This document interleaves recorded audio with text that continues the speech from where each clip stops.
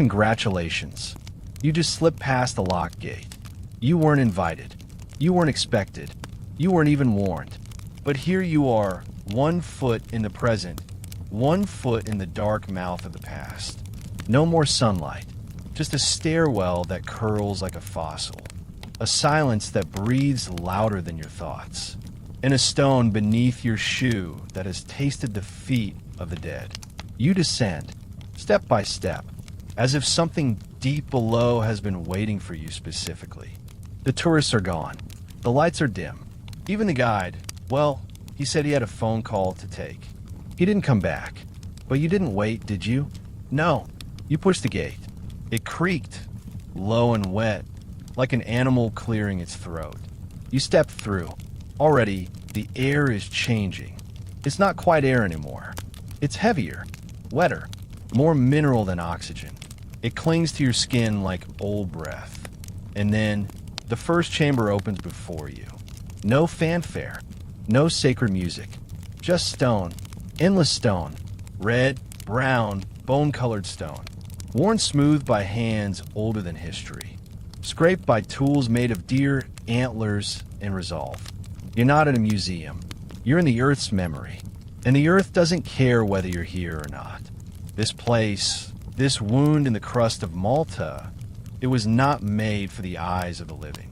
It was sealed once, then unsealed, then forgotten, and here you are, alone with it. Above you, the world is still spinning. Someone orders an oat milk latte. Someone swipes on a dating app. Someone wonders why Malta sounds vaguely familiar. But down here, the only thing swiping is time, erasing your sense of self as gently as moss eats stone. The floor is damp, the walls sweat, and every sound you make, your breath, your footstep, your heartbeat, gets swallowed whole. There is no echo, or rather, the echo is hiding, waiting for the right moment to answer back. You weren't supposed to find this place, and yet you have. They call it the Hypogeum, Greek for under earth.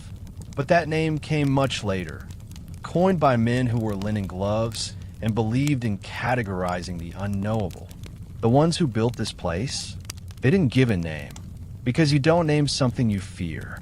You feed it. You bury your dead in it.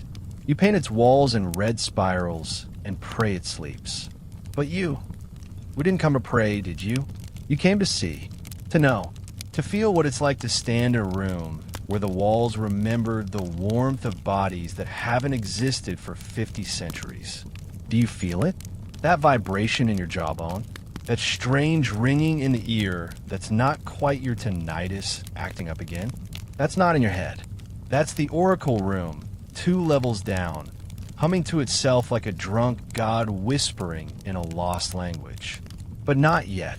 You're still on the first level, the welcome mat, the soft introduction. Only, this isn't welcoming, is it? The stone curves unnaturally. Rooms open where they shouldn't. There are doorways that lead to shadows that swallow the light entirely. And those spirals, painted in red ochre, somehow manage to look fresh, as if someone just finished them this morning. You lean closer. The spiral pulses. Not literally, no, but your mind swears it does. Your eyes blur. The corners of the chamber tilt just slightly off the laws of geometry. It's fine. You're just tired, hungry. You skipped lunch for this, and still you keep walking. There are no signs, no arrows, no safety ropes, just a series of choices, of holes in the ground that ask you to trust. And why do you? Why does your body keep moving deeper, even as your instincts scream to leave? Because something called you. You won't admit it out loud, but you've dreamed of this place, or something like it. Stone halls. The smell of wet limestone, the gentle pressure of something ancient pressing behind your eyes. And now you're here. But I'll ask you one more time, gently, lovingly, like a bedtime warning whispered by an old friend. Are you sure you were supposed to be? Because if you listen closely, if you put your hand against the stone, you'll feel it. This temple breathes. And now, so do you. Together. You didn't expect the darkness to have texture, but here it does. It clings, not like nightfall, but like history. Heavy, damp, and oddly sentient, as if the shadows were studying you. There's no breeze, no hum of machines, only silence, so thick it pushes on your eardrums like being underwater. And still, you move forward, because forward is the only direction time ever really respects. The corridor narrows. You crouch instinctively, brushing your fingers along the stone wall to stay steady. It's not smooth. It's been chiseled by hands, shaped by intention. Not of beauty, but of need. This passage wasn't made for comfort. It wasn't even made for people like you. But you're here anyway. Somewhere far above, the sun is shining on someone's swimming pool. A child is laughing. A dog is barking. But that version of the world is now a myth to you, detached, distant, too sterile to believe in. What you believe in now is stone. And here it is. The first chamber fully reveals itself. You step through the low arch, almost bowing, and enter a room that doesn't quite feel like a room. It feels held, like the inside of a body, or the forgotten shape of a thought that never made it to language. The ceiling is curved, womb-like. The air is warmer here, thicker. It smells of minerals, dust, old blood, and something else. Faint, acidic, familiar in a way that makes your stomach turn slightly. There are no windows, no torches, just your flashlight, and even that feels intrusive, like shining light into someone's diary. The walls are the color of dry bone and rust. Flecks of red ochre, some smeared like fingerprints, others painted in deliberate spirals, the surface like ancient code. And those spirals, they don't just sit on the wall. They move, not in a way you can record, not in a way you can prove, but your eyes feel tricked. Your breath grows shallow. And for a heartbeat, you're not entirely sure you're alone. You think of the term they used in the field guide, Hypogeum, Greek, meaning under the earth. But you already knew that's not what this is. This isn't just under the earth. It's inside it, a pocket, a wound, a hidden fold in the skin of the world. This place was carved around 4000 BCE, give or take a few lifetimes, by a civilization that left no written language. No names, no kings, no recorded gods. Only this, a temple dug straight into the limestone, layer by layer, chamber by chamber. No bronze tools, no wheels, no beasts of burden, just human hands. And time, so much time. You imagine them, whoever they were, digging into this bedrock like termites, like midwives of some buried truth. Their lamps lit with tallow, their fingers numb, their dreams filled with something deep and red and circular. And they never left a message. No, welcome to the Hypogeum. No dates, no dedications, no graffiti scrawled in boredom. Just echoes, just form. They weren't making art. They were making meaning. Or maybe they were making a door. Because that's what this feels like. This chamber you stand in, it isn't a destination. It's a threshold, a question, a hum on the edge of understanding. You close your eyes for a moment, not out of fear, but because seeing is no longer enough. And that's when you hear it. Faint, subtle, almost like a breath held just past the limit of comfort. A tone, low, pulsing, not from air, but from inside the stone, as if the walls are vibrating with memory. You touch the wall. It's cool, then warm, then cool again, as if it's reacting to your skin, or your presence, or something older that remembered your fingerprints before you were born. You pull your hand away, not out of panic, but respect. You don't belong here. Not really. Not yet. But something in the stone disagrees. You've been acknowledged. Somewhere behind the next wall, the air shifts. Not with sound, but with promise. Another passage opens. Another descent.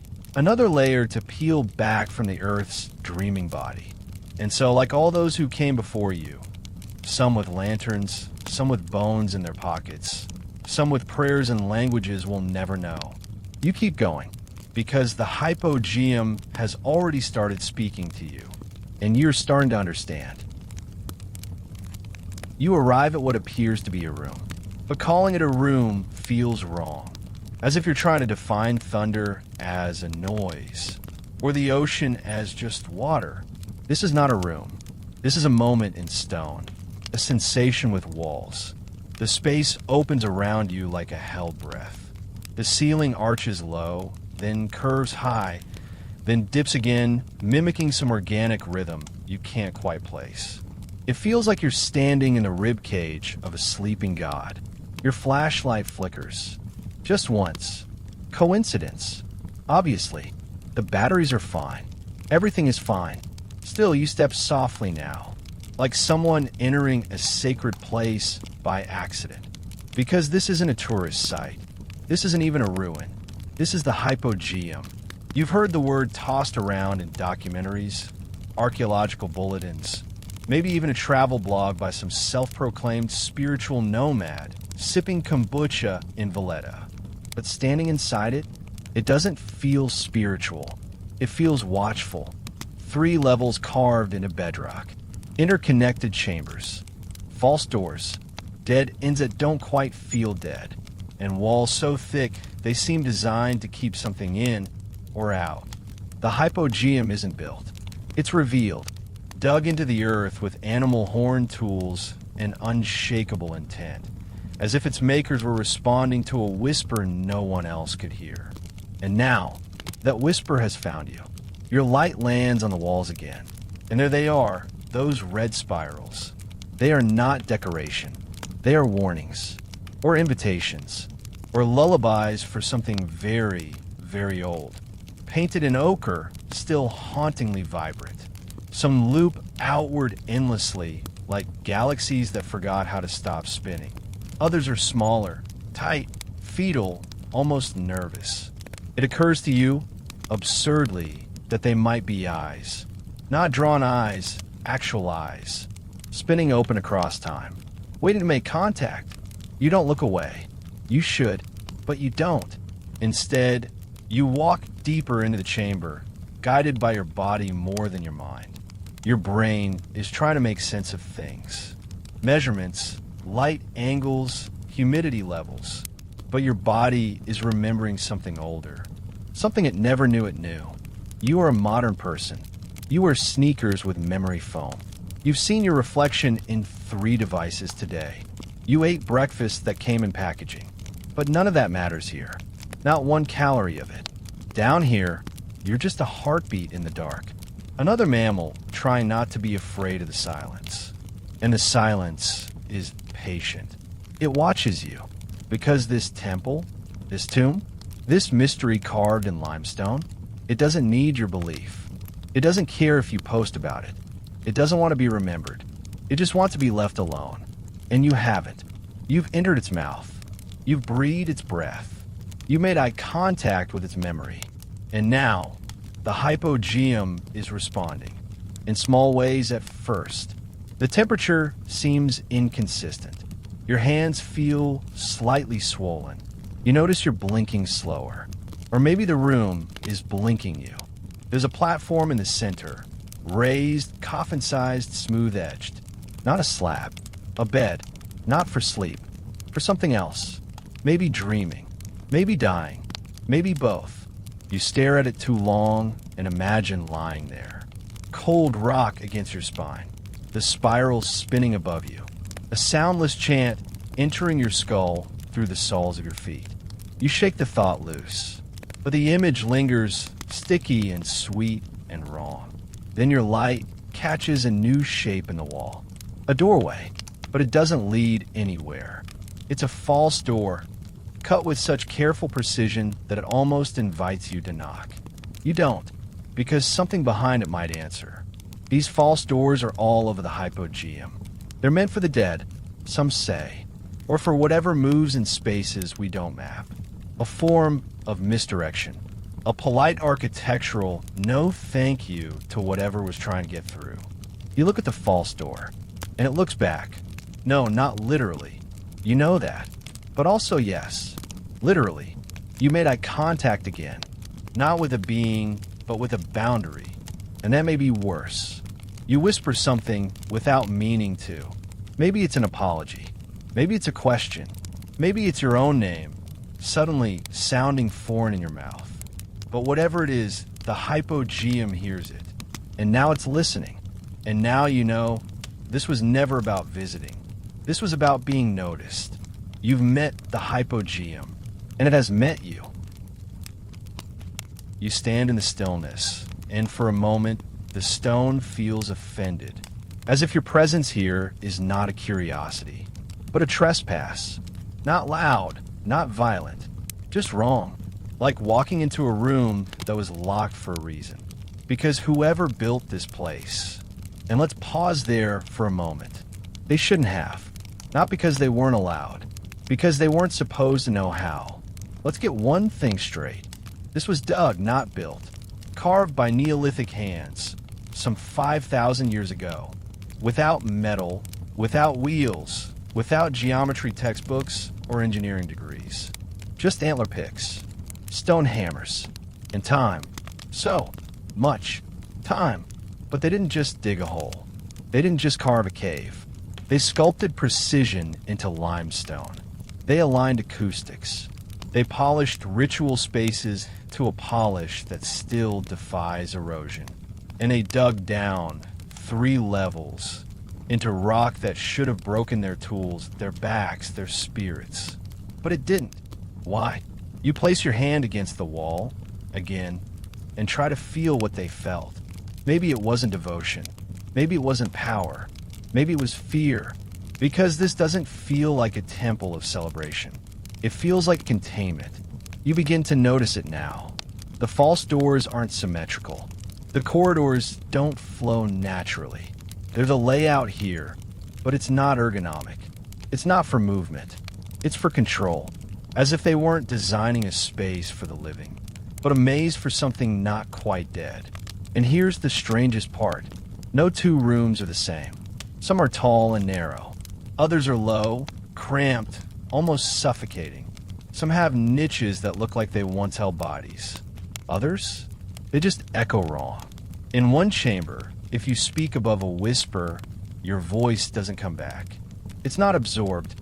It's held. Some archaeologists have tried to explain it away. Oh, ritual architecture, they say. Early experimentation in sound. But that's a tidy answer for something that feels anything but tidy. This isn't experimentation. It's intention. Each curve, each drop in elevation, each cut designed. But for whom? Because here's a secret. There's no record of these people ever living nearby. No signs of settlements. No fire pits. No garbage. No mess. They came, they dug, they whispered to the walls. And they left, or disappeared, or were consumed by whatever they woke. You feel it, don't you? That low unease in your chest. That prickling at the back of your scalp. That's not imagination. That's your nervous system remembering something older than logic. Because human beings are not supposed to be underground. Not like this. Not this deep, this long, and this kind of silence. Something in your DNA, buried under layers of evolution and noise and oat milk lattes, remembers. And that memory is not a happy one. It's a warning. The builders knew. They had no right. But they came anyway. And maybe they paid for it. The Hypogeum doesn't offer answers. Only architecture. But if you look closely, really closely, you'll see in the stone the hesitation, the course corrections, the widened corridors that suggest panic, the strange, sealed shafts that go nowhere like they were plugged in a hurry. This isn't just construction. This is containment. And if that's true, then what exactly did they find? Or worse, what did they release? Your light flickers again, just once, but long enough for you to realize something. This chamber has no visible exit, and you didn't pass through a door. You turn, and the entrance you came through, it isn't there anymore. Only more wall, just stone, unbroken, smooth, still, like nothing ever passed through, like the Hypogeum is testing you, and the test has only just begun. You find it by accident, or maybe it finds you. There's no sign, no transition, no grand reveal. Just a turn, a slight narrowing in the corridor, a shift in the air, and then you're inside, the red spiral room. And if it had a voice, it would not speak. It would hum, not a melody, not a note. Just the subtle pressure of sound felt through your ribs, as if the chamber itself were breathing beneath your skin. Your flashlight beam scans the room, and for a brief second, you forget how to swallow. The spirals are everywhere, painted in thick red ochre, crimson lines curling outward across the stone, some large as your torso, others barely the width of a coin. Some are concentric, mathematical. Others stutter, waver, collapse into themselves, not drawn with rulers, not mapped with logic, but done by hand, fingers dipped in pigment, and something else guiding them. They spiral out from niches, from cracks, from the very center of the room, as though the stone had been infected from within. You walk slowly now, because your balance has betrayed you. The walls curve in ways that make the ground feel uneven, though it's perfectly flat. It's a trick, you think. Some architectural illusion. Or maybe you're just tired. But then, why is your heartbeat syncing with the curves? Why does the spiral closest to your eye feel like it's moving with you? You lean in, close enough to smell the pigment. It's old. You know it is. It's been carbon dated, cataloged, archived, filed away in museum records. But here up close it looks wet, fresh, like someone just painted it before you arrived. The red is too red, too alive. You reach a hand toward it, not to touch. Of course not. You're not a barbarian. Just close enough to feel the air between flesh and stone. And the air is warm, like skin, like a body. You pull back. You've made eye contact again, not with the spiral, but with something behind it, something watching through it. They say the spirals represent cycles. Birth, death, rebirth, cosmic rhythms, the seasons, the womb. But these spirals, they're not just cycles. They're vortices, not metaphors, maps. You look around the chamber, it becomes obvious.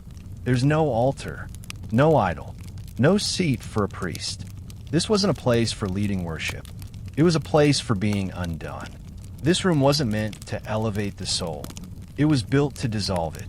And here's a thought that arrives uninvited, whispered into the soft meat of your mind. What if the spirals aren't symbols? What if they're instructions? A language we once understood.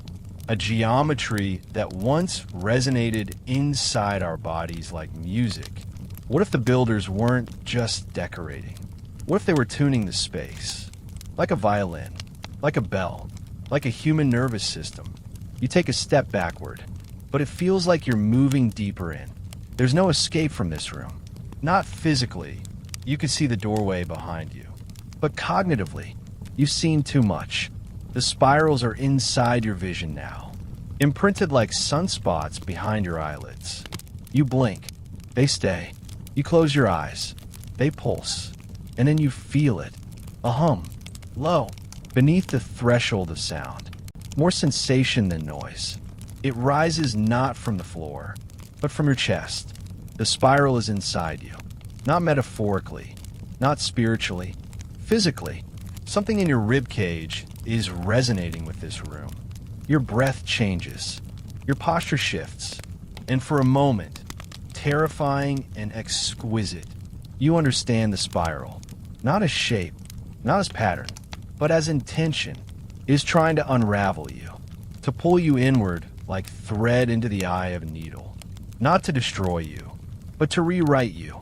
And then, just as suddenly, it stops. Your body goes cold. The hum vanishes. The air stabilizes. The spiral falls silent, as if it got what it needed, or changed its mind. You're still standing. Your heart is racing. Your light flickers once, then steadies. The room waits, silent, and behind you, a corridor yawns open, inviting you deeper. You step out, but not away, because you've learned something now, a quiet truth that cannot be unknown. The Hypogeum doesn't show you the past. It pulls you into it, and once you're spiraled in, you don't come out quite the same. You hear it before you enter. Not sound, resonance. That low, impossible hum again. But this time it's clearer, more deliberate, like the temple is clearing its throat. You turn a corner, and suddenly the chamber opens in front of you. Quiet, simple, circular. Nothing grand. No carvings of gods. No frescoes of heroes. No throne. Just smooth walls, a domed ceiling, and a narrow hollow in the middle. As if the earth once grew a lung, and this was its echo chamber. Welcome to the Oracle Room. You don't know how it got that name. There's no oracle. There's no altar, no podium, no seat of power. But there's a voice. Or rather, there's a space for one. You step inside, careful not to speak. Even your breathing slows. Because somewhere in your bones, your body knows. You don't want to hear your own voice in this room. Not yet. The air is thick here. Still but charged. Like the inside of a thundercloud. Or the pause before a violin string is plucked. This is where they say the resonance happens. That if you chant at just the right pitch, between 95 and 120 hertz, your voice doesn't just bounce back. It multiplies, fills the space, fills you, shakes your rib cage from the inside out. You think it's folklore, a misreading, the kind of mystical science people invent when the data runs dry. But then you whisper, just once, a single syllable, just a test, and the room answers, not louder, not echoing, deeper. Your voice drops an octave, becomes layered doubled, as if something else is singing with you, perfectly in sync, but not you. Your breath catches. The sound continues for a moment longer than it should. The Oracle Room doesn't reflect sound. It holds it, cradles it, spins it in place, then gently releases it back to you, altered, modified, transformed. You say another word quietly. This time it doesn't come back at all. Instead, you feel it vibrate inside your skull. A low tremor behind the eyes, like pressure before storm. It's not unpleasant, just intimate. Like the temple is reaching in and adjusting something. Tuning you. It hits you then. This wasn't a place for speech. It was a place for invocation. Maybe not of gods. Maybe not even of spirits. But of states. Of altered consciousness. Of descent. Some archaeologists suggest this room was used in ceremonies. That the resonance induced trances. Hallucinations. That the builders discovered, somehow, a way to use sound as a door. And now, that door is creaking open again because you're here. You sit cross-legged on the cool stone, pressing your palm to the floor. It thrums beneath your skin. Not from machines, not from airflow, but from memory. The memory of thousands of voices. Mothers whispering lullabies. Priests moaning chants in forgotten tongues. Bones once laid here, their breath now embedded in the limestone forever. And if you listen carefully, you can almost make out something. Not language, not melody, emotion, sadness, yes, and fear, but also awe and wonder, and that strange, ancient flavor of reverence that modern life has mostly discarded. It becomes clear to you then. This was never a tomb. This was never built to house the dead. This was built to amplify the living, to stretch their voices across dimensions, to send their dreams into the rock and call something back. Because what is a voice, really? But a vibration, a signal, a frequency tuned to the soul. And what is stone but the earth's memory, unmoving, enduring, listening? You whisper one last time.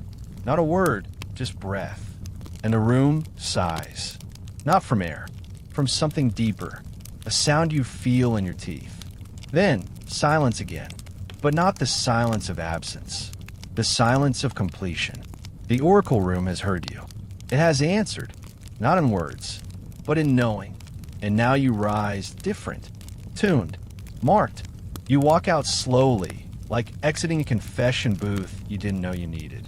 Because now you understand. This isn't a tomb. It's a voice box. And tonight, it borrowed yours. The silence is different now. Not empty, not passive, but expectant, like something has been stirred and is waiting to see what you'll do next. You descend another level deeper into the Hypogeum. Your feet are slower now, not from fatigue, but reverence, as if you're walking through the rib cage of something long dead and half awake. This level is darker. The walls are slick with condensation. The air too still, like water that hasn't been disturbed in centuries. And here, you begin to notice something missing, or rather, once present and now vanished. You've read about this chamber somewhere, in a dusty PDF buried on a forgotten university website, written by someone with more credentials than clarity. This is the level where they found them. Thousands of bones, femurs, skulls, vertebrae stacked like forgotten prayers. Some whole, some shattered, some charred, a population of the dead, or perhaps an offering. But you don't see them now, because they're gone, vanished, removed, archived, hidden, lost in the bureaucracy of museums and time. No one knows where all the bones went. Not really. Some say they were taken to museums in the early 1900s. Some say they were reburied. Some say, quietly, in footnotes, they were destroyed. Too many questions, too many contradictions, too many holes in the narrative for comfort. But you don't need the bones to feel their absence. The room is hollow in a way that isn't structural. It's emotional, like walking into a house just after someone dies. You feel watched, but not by eyes, by memories. The chamber is low-ceilinged, heavy, with alcoves carved into the stone, like bunks. Sleeping quarters for the dead, except some of them are too small, child-sized. And in one corner, almost imperceptible, is a tiny pit, round, smooth-edged, blackened. A fire pit? No, too shallow, too small for cooking, too intimate. A burning bowl, used not to prepare meals, but to release smoke, incense, or other things. You imagine it now. The chamber filled with that spiraling scent of resins, of oils, of burning herbs, and bones, so many bones, arranged with purpose. A ritual of architecture, a symphony of grief. And you wonder, were the bones placed here with love, with prayer? Or were they piled, cold and nameless, as part of something else? You've heard the theories. Some say the Hypogeum was a necropolis, a city of the dead. Others insist it was never about death, that it was a ceremonial space, a site for transition between life and something else. But there's a third theory, one the guides don't talk about, the one whispered only at the end of long, wine-heavy conferences by people with tenure and anxiety. Cannibalism, not the crude kind, not for hunger, but for ritual, bone soup, blood rites, the ingestion of memory, of identity, of fear. It sounds ridiculous, doesn't it? Primitive, barbaric. But you're standing in the room now, and the air smells thick, like iron, like mold, like something that once had breath and then didn't. You kneel beside one of the alcoves. It's worn smooth, polished by more than time, and suddenly you understand something, not intellectually but viscerally. This place didn't receive the dead. It processed them, their bodies, their stories, their essence, fed into the walls, the acoustics, the very stone itself. You inhale through your nose, slowly. There's a scent here. It's faint, but it's not imagination. Char marrow, burnt fat, bone dust. It's in a limestone now, and limestone remembers. You rise slowly bones aching in solidarity, and turn toward the exit. But just before leaving the chamber, you hear something. Not loud. Inside you. A wordless gesture. A pressure behind your ears, like sound trying to form. A collective echo. Not individual voices. Just presence. The presence of thousands. Of women. Of children. Of unborn things. Silent. But not at peace. This is what ritual silence feels like. Not quiet. Suppression. And as you step back into the corridor, the sound of your footfall is louder than it should be. As if the temple is reminding you. You're not one of them. You walk on bones now. And bones listen. You almost miss her. She's not behind glass. Not roped off. Not marked with a plaque or spotlight. She lies in a side alcove. Just outside the main chamber. Just far enough to be forgotten. But there she is. A body. Or what's left of one. Not a skeleton. Not anymore. Just a single stone replica placed carefully in her likeness. A sculpture. But not art. A memory. Her knees are tucked to her chest. Arms folded tightly across her torso. Head turned ever so slightly. As if she's sleeping sideways. As if she's curled into herself like a secret. This is the famous sleeping lady. Or at least, that's what the books call her. But they don't tell you what the face looks like. Because the face is wrong. Broken. Literally.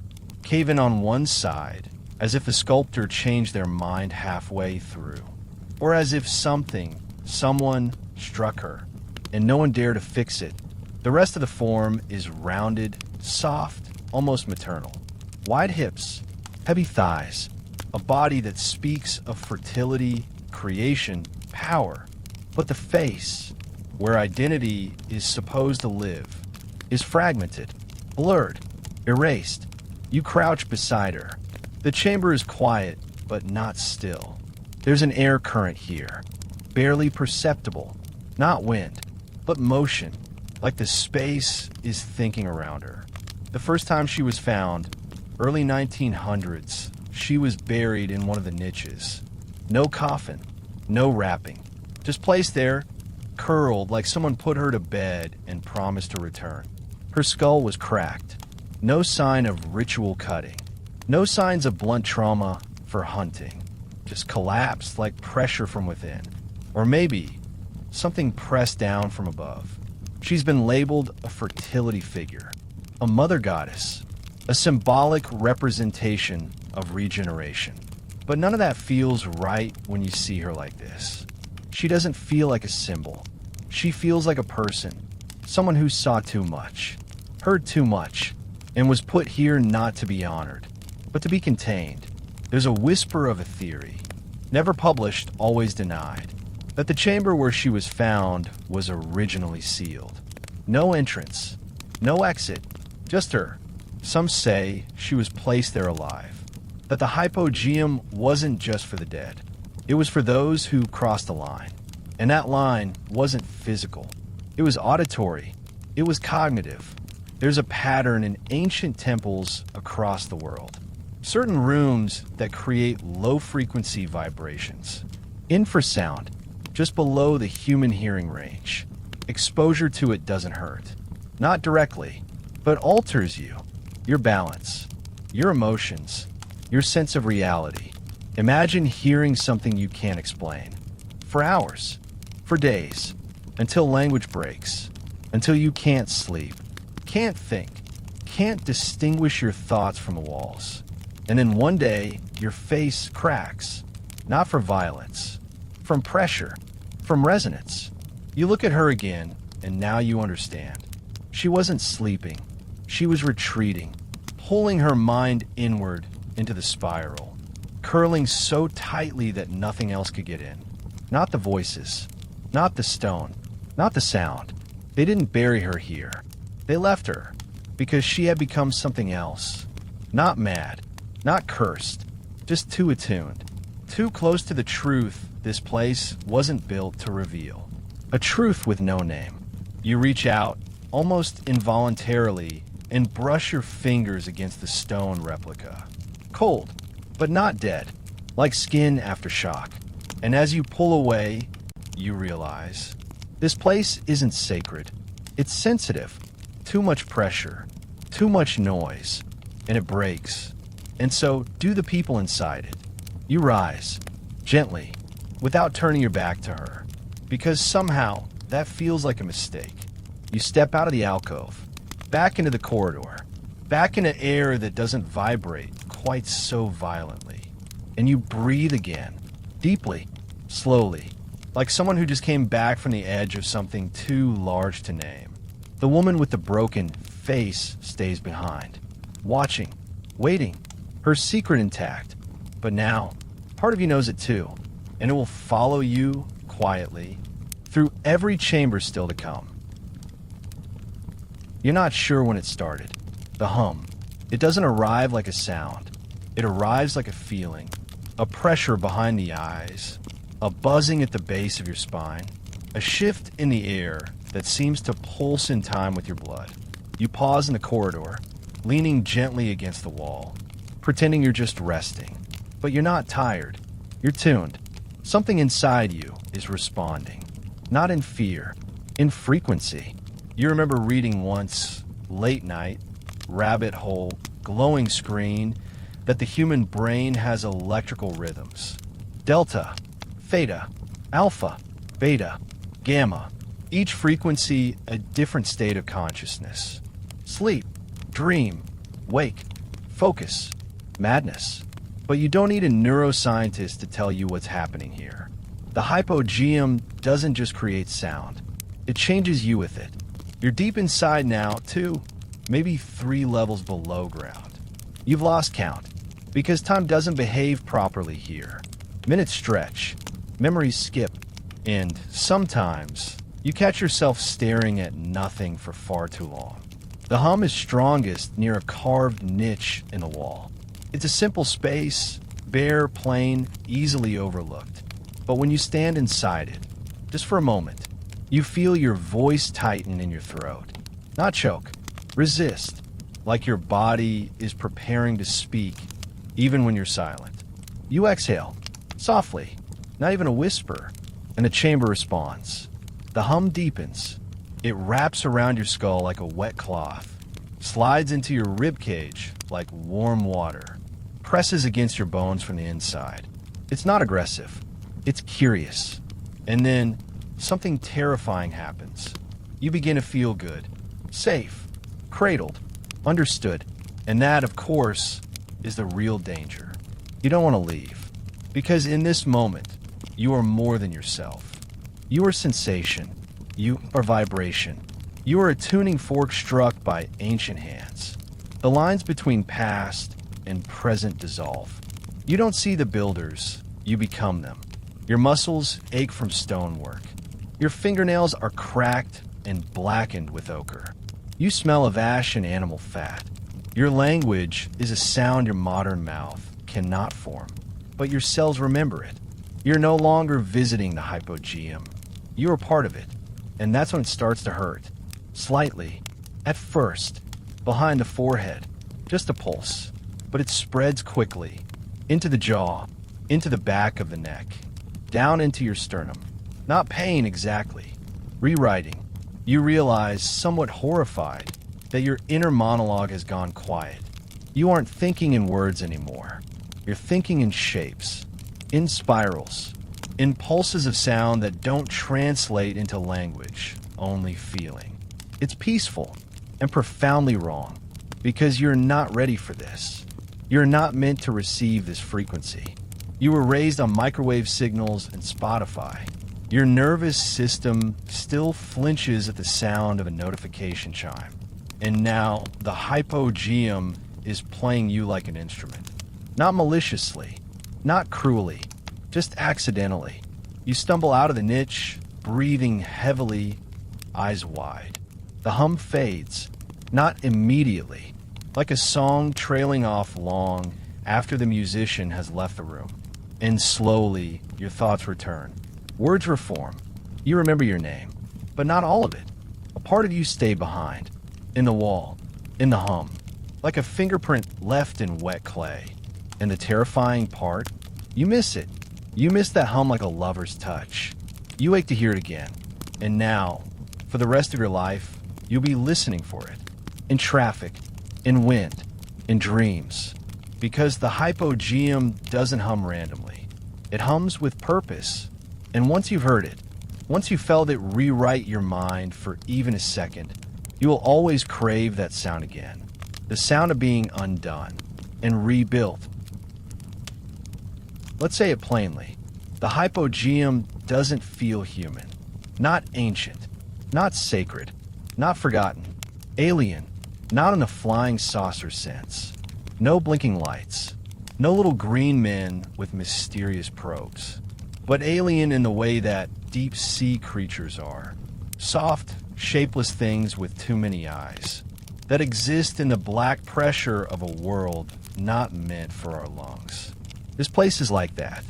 Not designed for comfort. Not built for you. Not interested in your questions. And yet, here you are, torchlight flickering, palms sweating, pulse rising. You round a bend in the passage and step into a chamber that feels older. Yes, you've heard this date thrown around.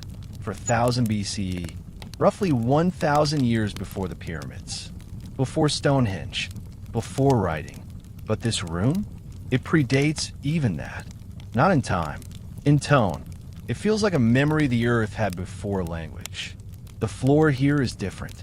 Rougher, less carved, more primal. No spirals on the walls. No false doors. Just raw, heavy silence. As if the builders got here and stopped. Maybe they were afraid. Maybe they were warned. Maybe the stone started to speak back. Some archaeologists say this room was a storage area. Others think it was incomplete, a construction phase that was simply abandoned. But that's not what your body says. Your body says, this is where it started. You feel in your gut, in that primitive space between logic and instinct. Something was here, before the carvings, before the bones, before the myths. Something not worshipped, but endured. You walk slowly, 1 foot at a time, like someone crossing a sleeping animal.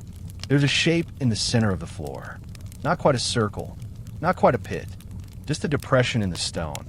Natural, perhaps, but it doesn't feel accidental. You kneel beside it, run your fingers over the edges. The rock here is warm, or maybe your hand have gone cold. Either way, your breath hitches, because in this moment, you are certain of one thing. The Hypogeum was not built to summon the gods.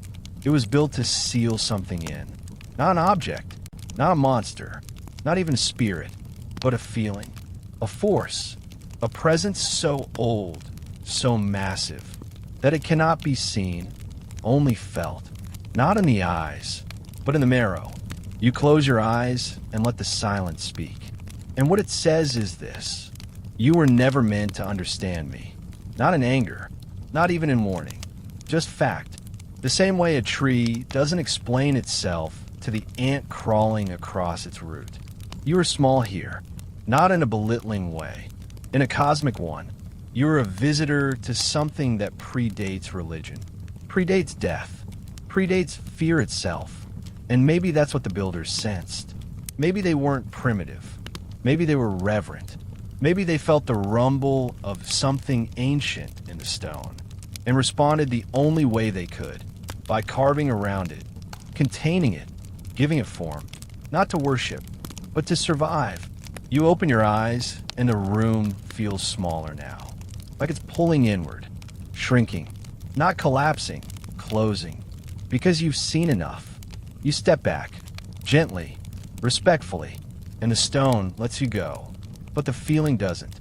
That ache beneath your thoughts. That sense that the world has layers deeper than time. You won't talk about this later. Not honestly. You'll say it was a cave, a structure, an archaeological site. But tonight in the Hypogeum, you learn a different truth. A truth whispered from a time before gods had names. And it whispered to you because something was here, long before the myths. And it still is. There's a peculiar kind of architecture down here. Not practical, not symmetrical, Not ceremonial, psychological. You run your hand along the wall, and it runs its memory back into your skin. This isn't just a space, it's a design of disorientation. A deliberate maze, not to confuse the feet, but to exhaust the mind. There are corridors that circle back, steps that lead nowhere, thresholds carved perfectly into stone that don't open, and one door, one heavy, perfectly cut archway that leads straight into solid rock. No passage behind it, no hidden tunnel, just a beautifully crafted lie. You stare at it. The door is an illusion, a sculpture, a boundary etched into being for something other than movement. You place your palm against it, expecting cold, but the stone is neutral, almost soft. Your eyes follow its frame, its curve, its meaningless promise, and something inside you shifts. This is not a door. This is a warning, a line that says, here and no further. Not for the body, for the mind. You step back, not because you're frightened, because you're invited to consider something. What if the Hypogeum was never built to let you in? What if it was carved to keep something in place? And more unsettling still, what if that something wasn't a being? What if it was a sound? You think of the oracle room, of the hum, of the way your voice didn't come back the same.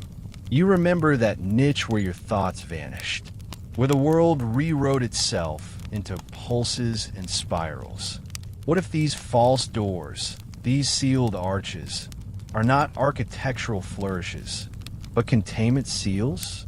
Sound traps, mental buffers, places where energy curls in on itself, loops infinitely, never escaping, never resting. The Hypogeum begins to take shape in your mind, not as a temple or tomb, but as a machine, not made of gears, made of intention. Sound is key, silence is lock. Every false door, every spiral, every sudden shift in temperature. Not chaos, control, designed to hold something back, or hold something together. Your light catches the curve of another threshold. False again, but different this time. The opening is smaller, lower to the ground. You kneel to see better. It resembles the mouth of an animal. A narrow maw, uninviting, yet hauntingly familiar. Not designed for a human body, but perhaps for something else. You don't crawl in. You won't. But you can't stop imagining what was meant to come out. Your thoughts spiral. What if the ancient builders heard something in the stone? Not myth, not metaphor, but actual sound. Subterranean vibrations that rattled their teeth, twisted their dreams, whispered from beneath the limestone like forgotten gods demanding form. And what if they answered? Not by praying, but by carving, by turning the ground into an interface. You back away from the false door, because now it feels less like a mistake, and more like a mouth that remembers how to speak. You continue walking, your pace slower, your breath shallow, because every room down here now feels like a lung, and the corridors, vocal cords, and you, a syllable in someone else's sentence. This wasn't a temple made for you. It was never meant to welcome. It was never meant to be opened. And yet you're here, walking through a place with no true entrance, no true exit, only resonance. And somewhere in the dark behind these walls, the first whisper is stirring again, a note held for 5,000 years, waiting for someone to answer.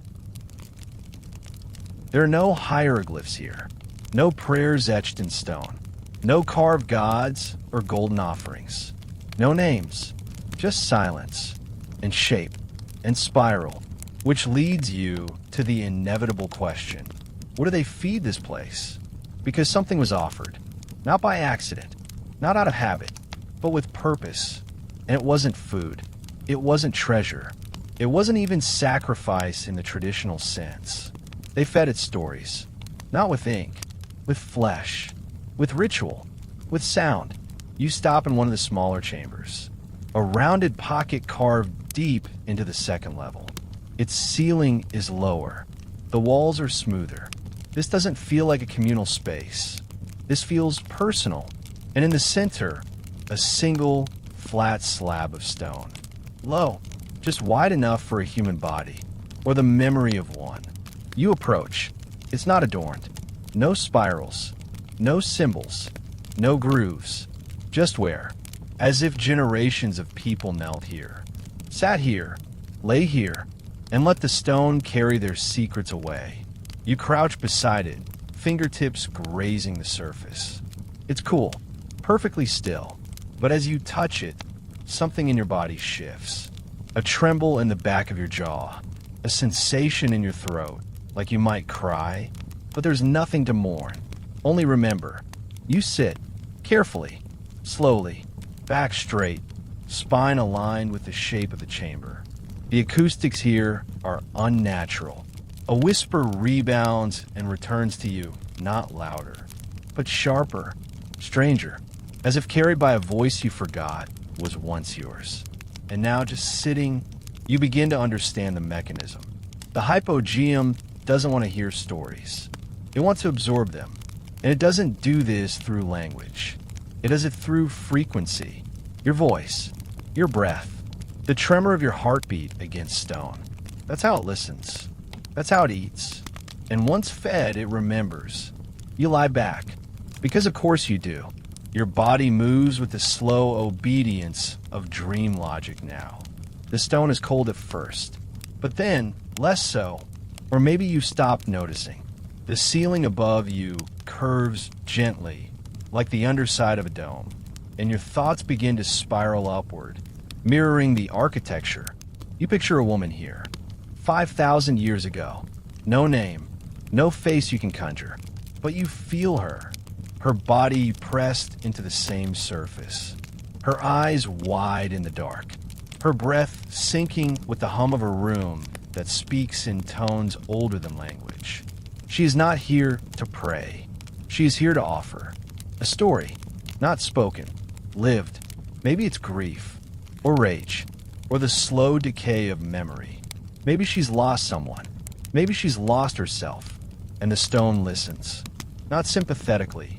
Not kindly, just fully, like a God who doesn't forgive, but understands. And in return, she is emptied. Not harmed, not violated, just unburdened. You can feel it, can't you? That same pull beneath your spine. A pressure building like a dam against your ribs. Something inside you wants to be released, but not in words, in vibration. Your chest rises, falls, and you find yourself whispering, not a sentence, not even a name, just a sound, low, drawn out, more vowel than language. The room receives it, not eagerly, not hungrily, inevitably, the way soil accepts rain, the way fire accepts breath.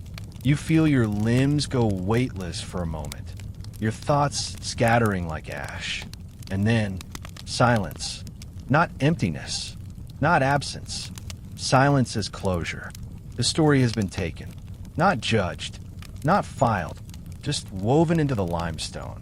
Like all the others. Because that's what this place is. Not a tomb. Not a temple.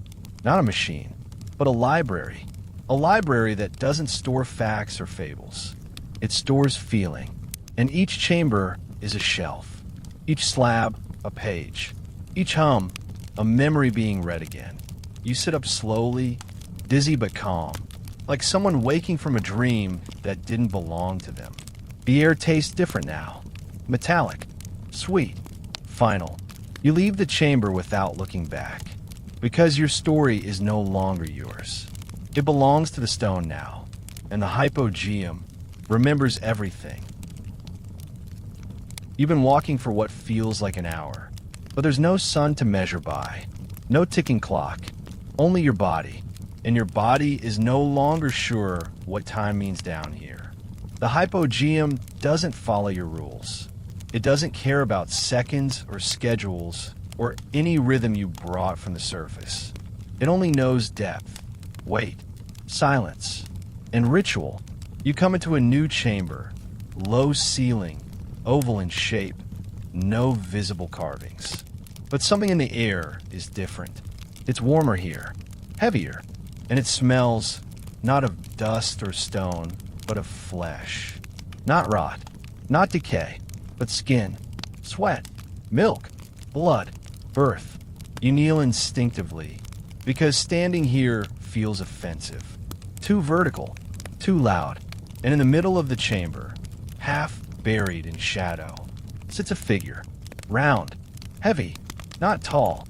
It is not a god. It is not even a person. It is an idea. The statue is faceless. Its arms rest calmly on knees wide apart. Its breast full. Its belly generous. A body carved not with reverence, but with certainty. They call her the sleeping lady. But she's not asleep. She's waiting. And she isn't alone. You notice now that the room is shaped like her. The oval design. The chambered niches like ribs. The rounded walls that seem to breathe. You're not inside a temple. You're inside a womb. Not metaphorically. Not symbolically. Structurally. The proportions of this space match those of a female pelvis. The inner sanctum curved like the uterus. The alcoves like fallopian recesses. The spiral painted above, now faded, at the very center of the dome. They didn't build a temple to worship her. They built her. And yet, this isn't a religion of the mother. There are no hymns to her name. No prayers carved into the stone. No lineage. No dogma. This is a motherless religion. And that makes it more powerful and more terrifying because it suggests something radical. A belief system not rooted in hierarchy, but in function. Not a god above, but a force within. Creation not as miracle, but as mechanism. They didn't worship her because they feared her. They didn't paint her in gold because they needed her to be beautiful. They carve her because they knew her, not as a myth, but as a memory. And here's the truth that scrapes at the back of your throat.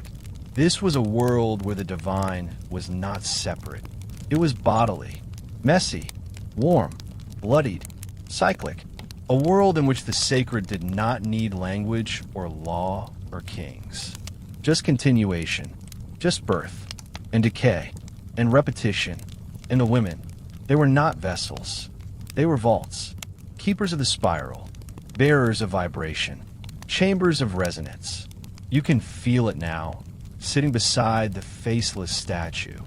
This chamber remembers wombs, not just as symbols, but as architecture. It is a womb, and you're sitting in it, not like a child, but like a thought, new, unformed, on the verge of meaning.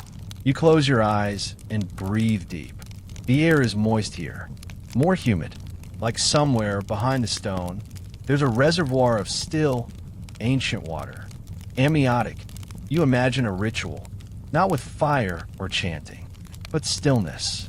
A woman lying on the slab, pregnant, not with a child, but with sound. Her body trembling with a hum for the oracle room. Her breath sinking with the spirals. And around her, other women, silent calm, listening with their bones. The birth doesn't come through pain. It comes through release. A sound, low and guttural, fills the chamber. You realize it's your own. You start to hum again. Soft, involuntary. And the room answers. Not loudly, just a subtle resonance. Like two tuning forks vibrating across time. And just like that, the spell breaks. You open your eyes. The statue stares without eyes. The womb of stone exhales. You are still here, still yourself. But something else has been planted.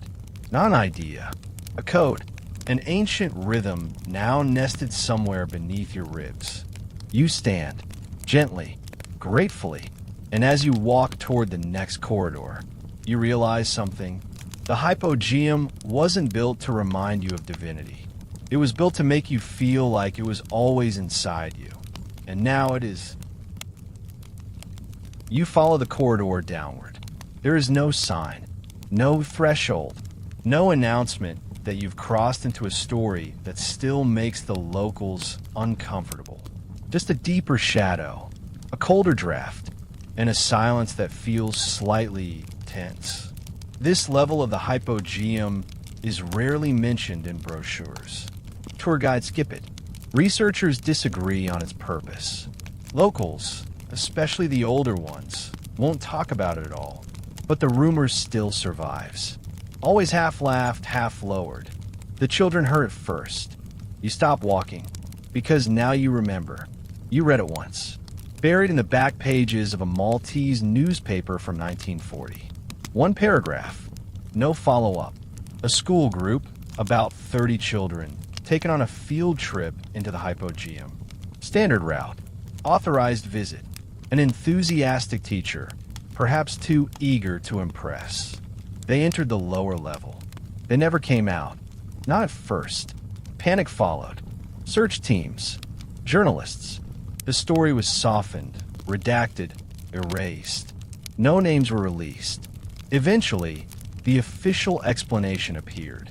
They became disoriented in the dark. Mild hysteria. All recovered. Except they didn't. Not really, because only one child was ever found. Hours later. Alone. Pale. Silent. They say she was discovered curled up at the base of the lowest chamber. Her palms pressed tightly over her ears. Her eyes wide, not in fear, but in recognition. She wasn't crying. She wasn't even trembling. She was listening. The girl was taken to a hospital, evaluated. The doctors couldn't explain her condition. She spoke eventually, but only to say one thing. The walls were singing. Not music, not a melody, just voices. Not outside, inside the stone. No other children were found. No bodies, no bones. Just an empty chamber with a humidity too high to measure. And a sound so low it made the search dogs whimper. And then the story disappeared. You step forward. The air changes again, thicker now, almost gelatinous.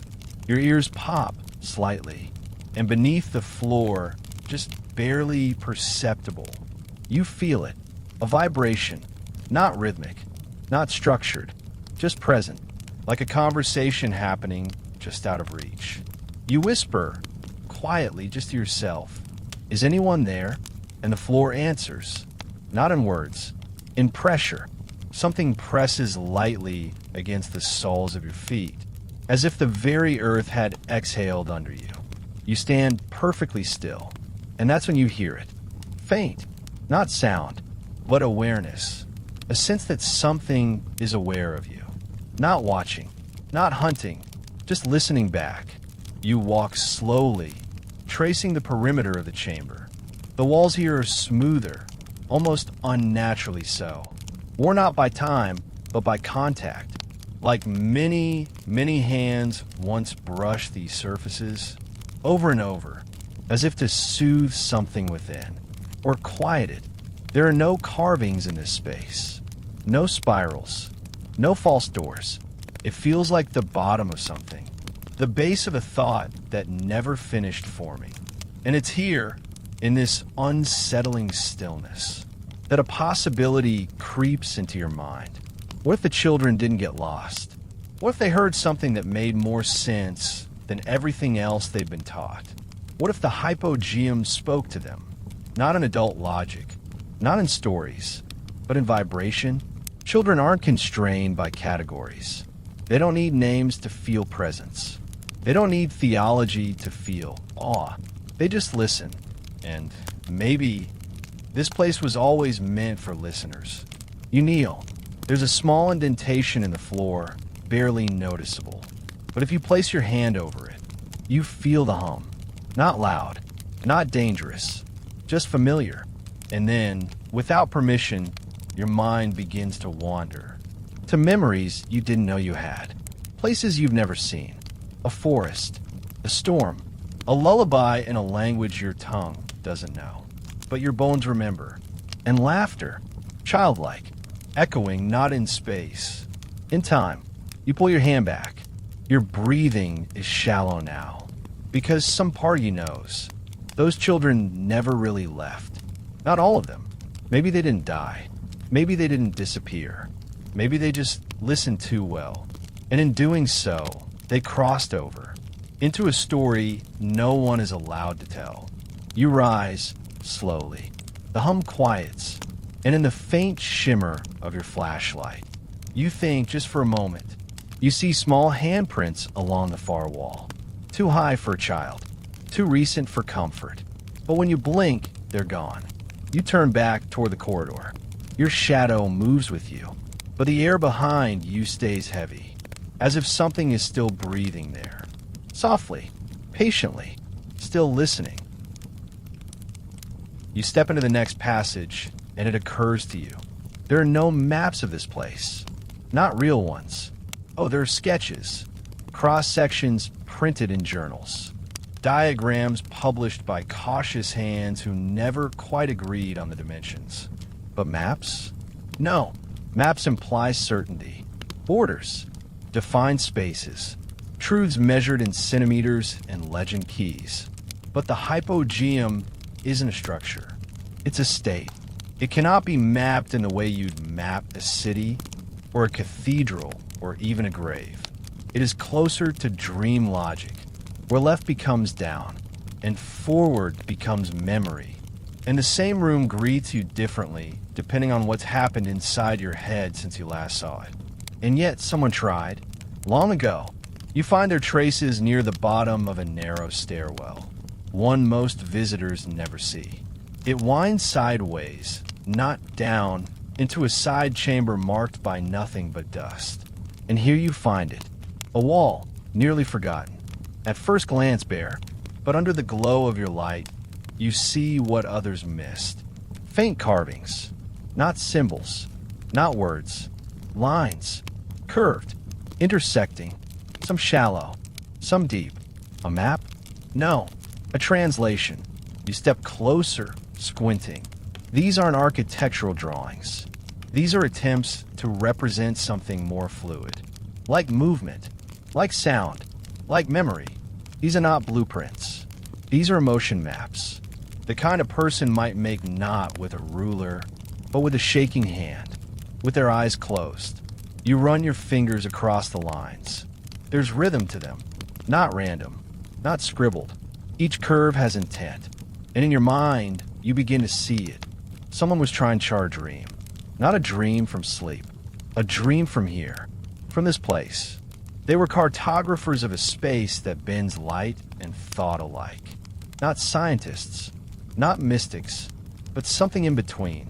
People who walked into these chambers and returned not with relics or relic lists, but with a need to make sense of what their minds experienced. And when they couldn't write it, they carved it. You imagine one of them now. A figure hunched in this chamber. Clothing simple. Hands calloused. Eyes not quite sane.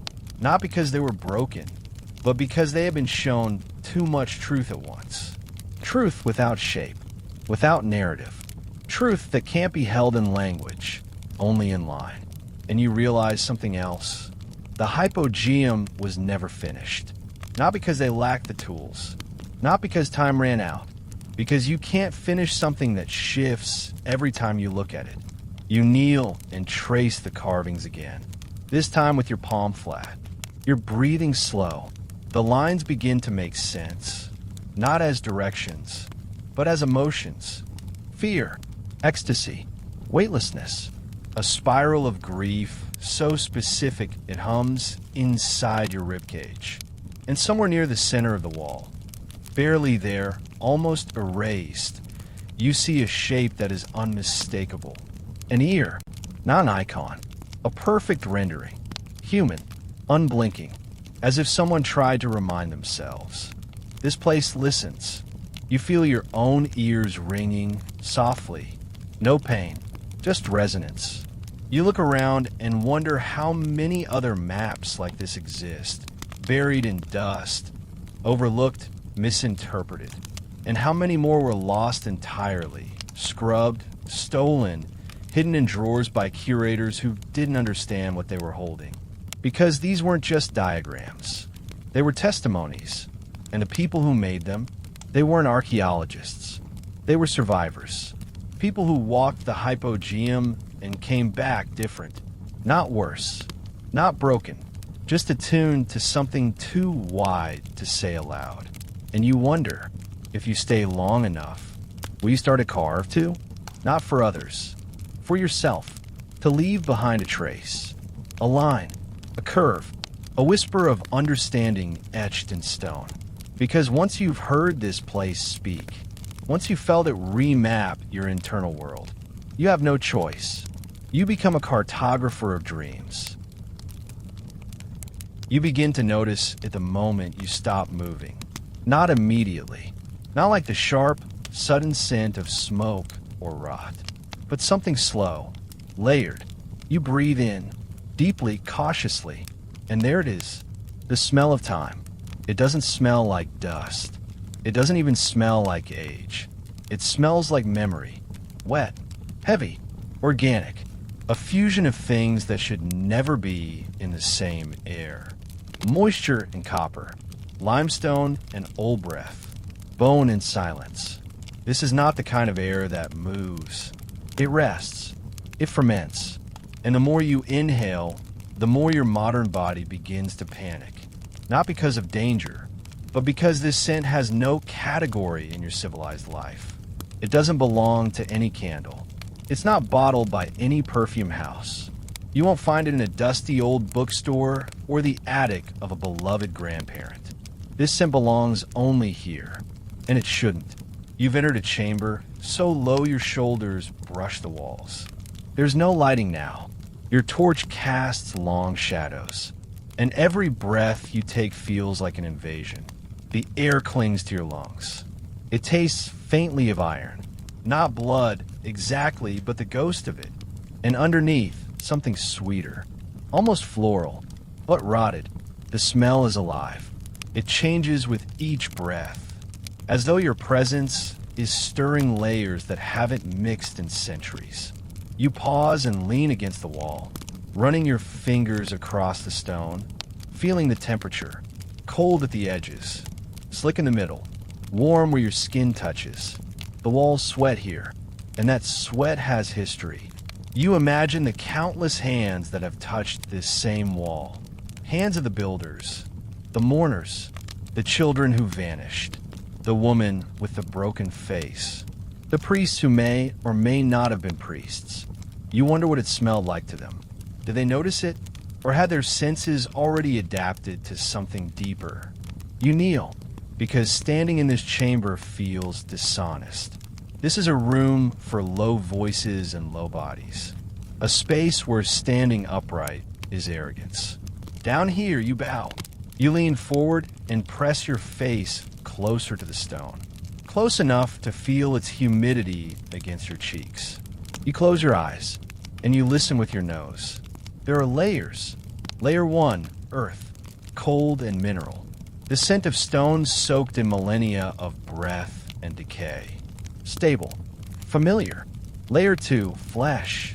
Not fresh, not recent. The echo of bodies.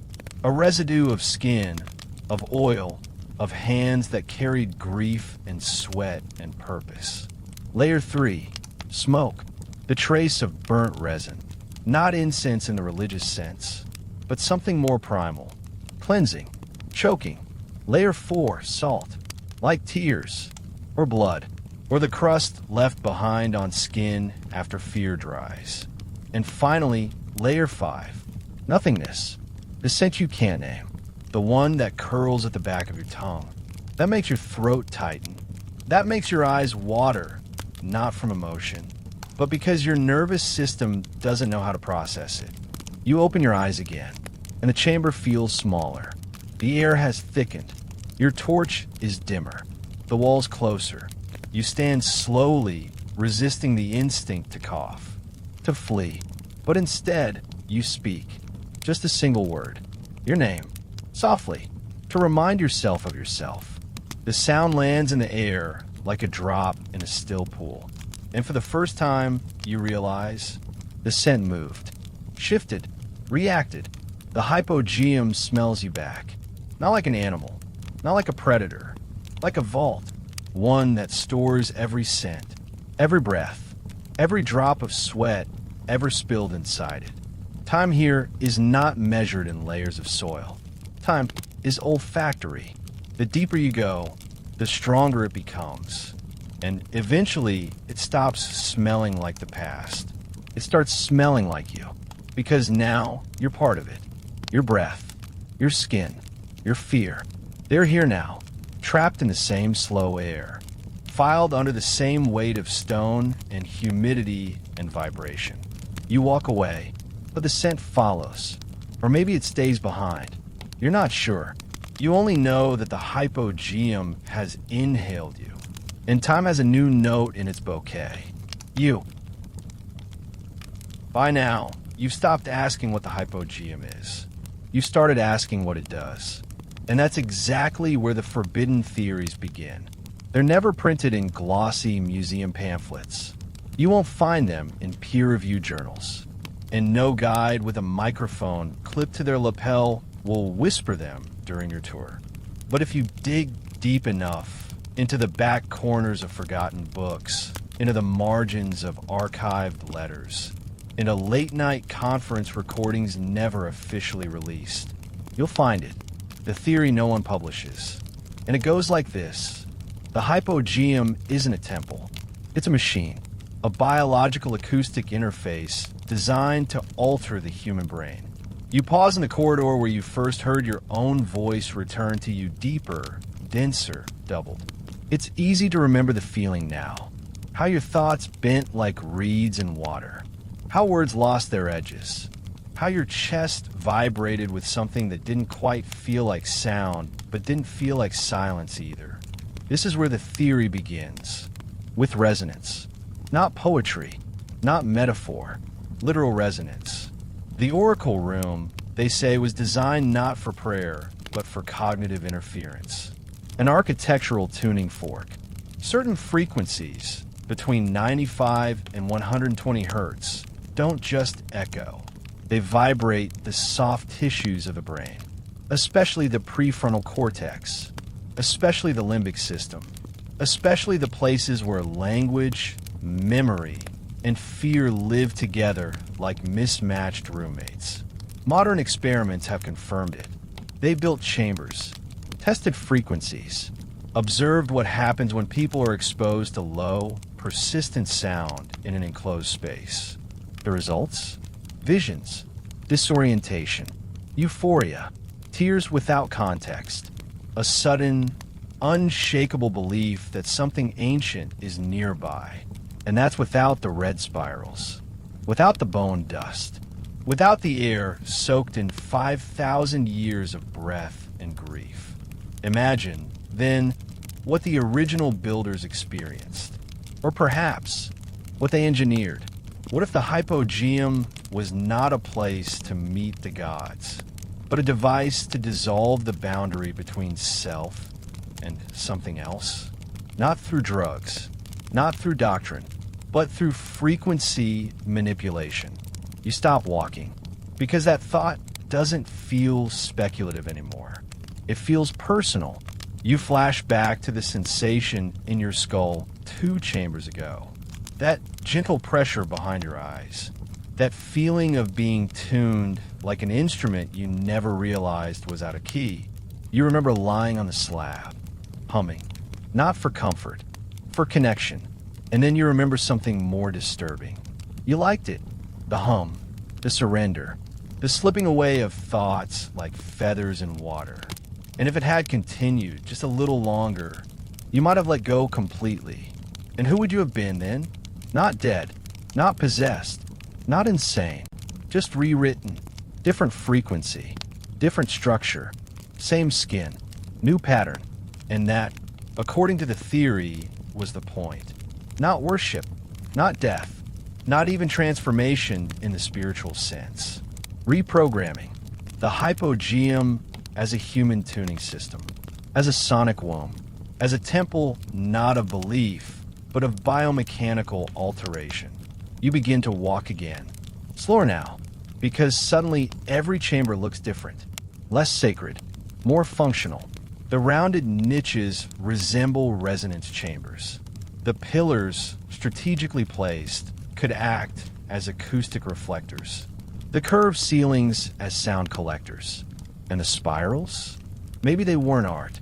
Maybe they were waveforms, visual depictions of vibration, mapped by instinct, etched by those who could feel what we no longer can. You reach a sealed chamber, a false door, again. But this one feels different. Not a dead end, a circuit breaker, a switch turned off, a mouth that once spoke in frequencies we've forgotten how to hear. You step close, press your palm against the stone, and close your eyes. And for a moment, just one sharp, fleeting instant, you feel it again. The hum, not from the chamber, from yourself. Your bones remember. Your cells still carry the echo. The hypogeum did something to you, not in metaphor, in biology. And you think of all the people who've walked these halls over millennia, not with cameras or theories, but with grief and longing and need. And maybe they weren't praying. Maybe they were calibrating. Maybe the ancient world wasn't less advanced. Maybe it was just tuned to a different signal, one we lost, one we can't quite reach anymore. But the hypogeum? It's still broadcasting, softly, invisibly, patiently, waiting for someone who can hear it again. Someone like you.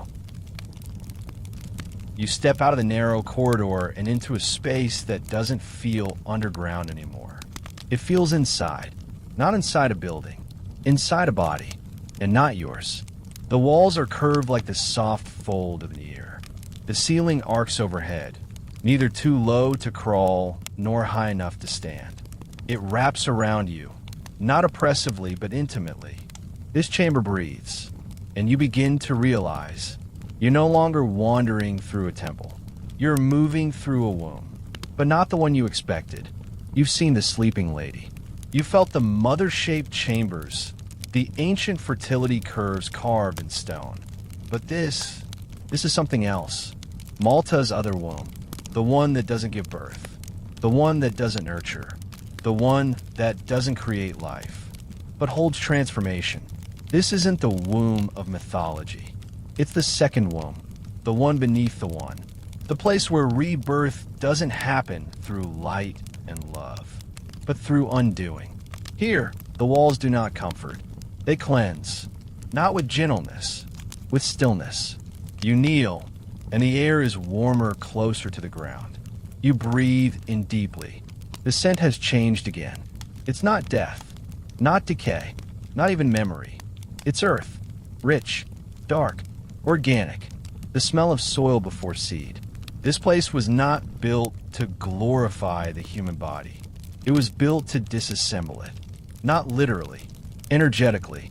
You look around, and something clicks, something subtle and unspoken that shifts your understanding of the hypogeum once more. Every chamber you've walked so far has been feminine, but not in the romantic, gentle sense we assign to femininity. No, this is primordial. This is the kind of femininity that bleeds, that births through pain, that holds silence not as passivity, but as authority. You think about Malta's surface, its other temples, Najdra, Hagar-Kim, Tarxian, all shaped like bodies, all built with wide hips and sacred corridors. But this temple underground, this is their mirror, or maybe their source. Those temples worship above. This one watches below. You sit on the floor, not out of exhaustion, out of necessity, because sitting here in the belly of the hypogeum feels like returning to the amniotic dark before thought. This is not a space for action. This is a space for dissolution. And now, something surfaces in you. A realization not formed in words, but in sensation. The ancient builders weren't mimicking the female body. They were not carving tributes. They were mapping, using stone to replicate the anatomy of transition. Birth, death, transformation, the spaces between. The hypogeum wasn't built to glorify the divine feminine. It was built to become her. And now, you're inside her, not as a child, not as a worshiper, but as a cell, part of the organism. Here, identity begins to dissolve, not violently, Not tragically, but with purpose. You feel your name slipping from your shoulders, your thoughts softening at the edges. You're not vanishing. You're returning to something older than your life, older than memory. You lie back.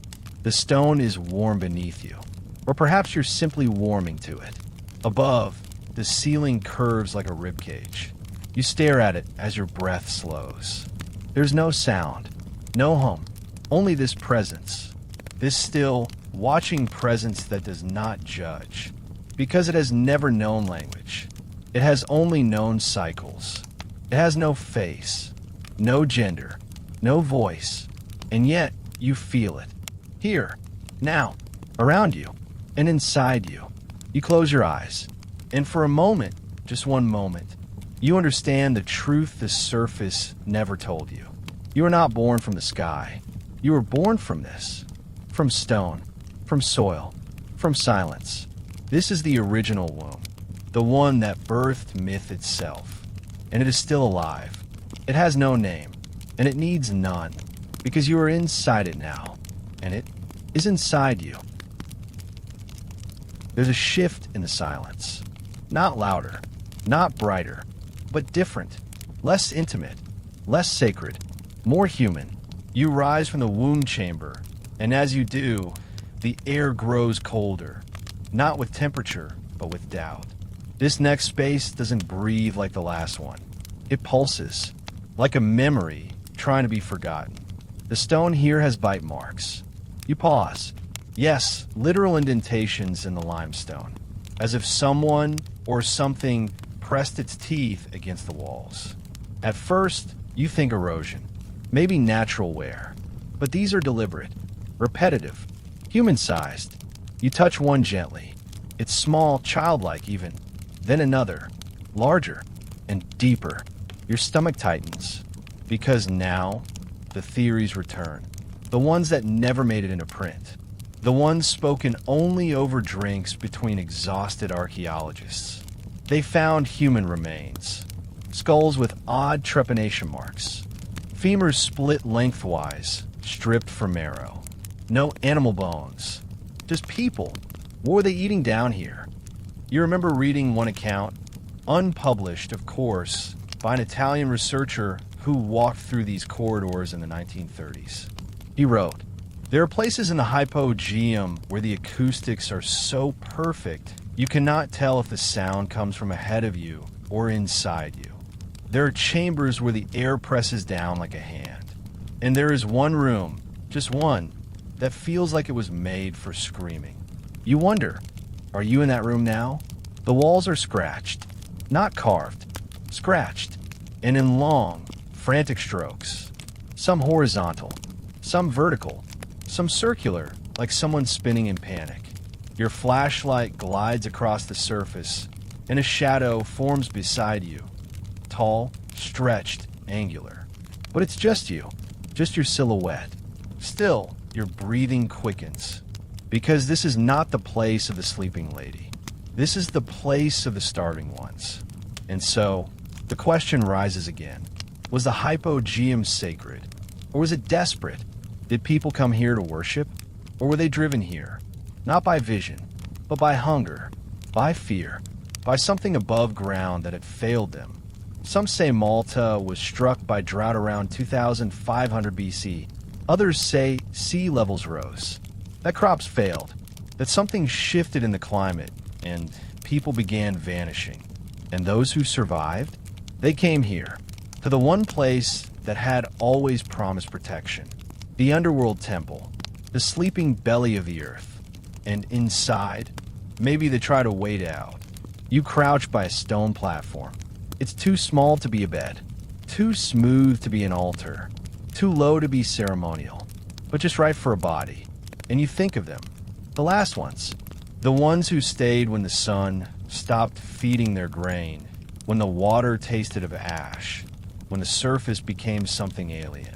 Families, mothers, children, elders. And you ask the question no academic dares put into words. When the food ran out, did they turn on each other?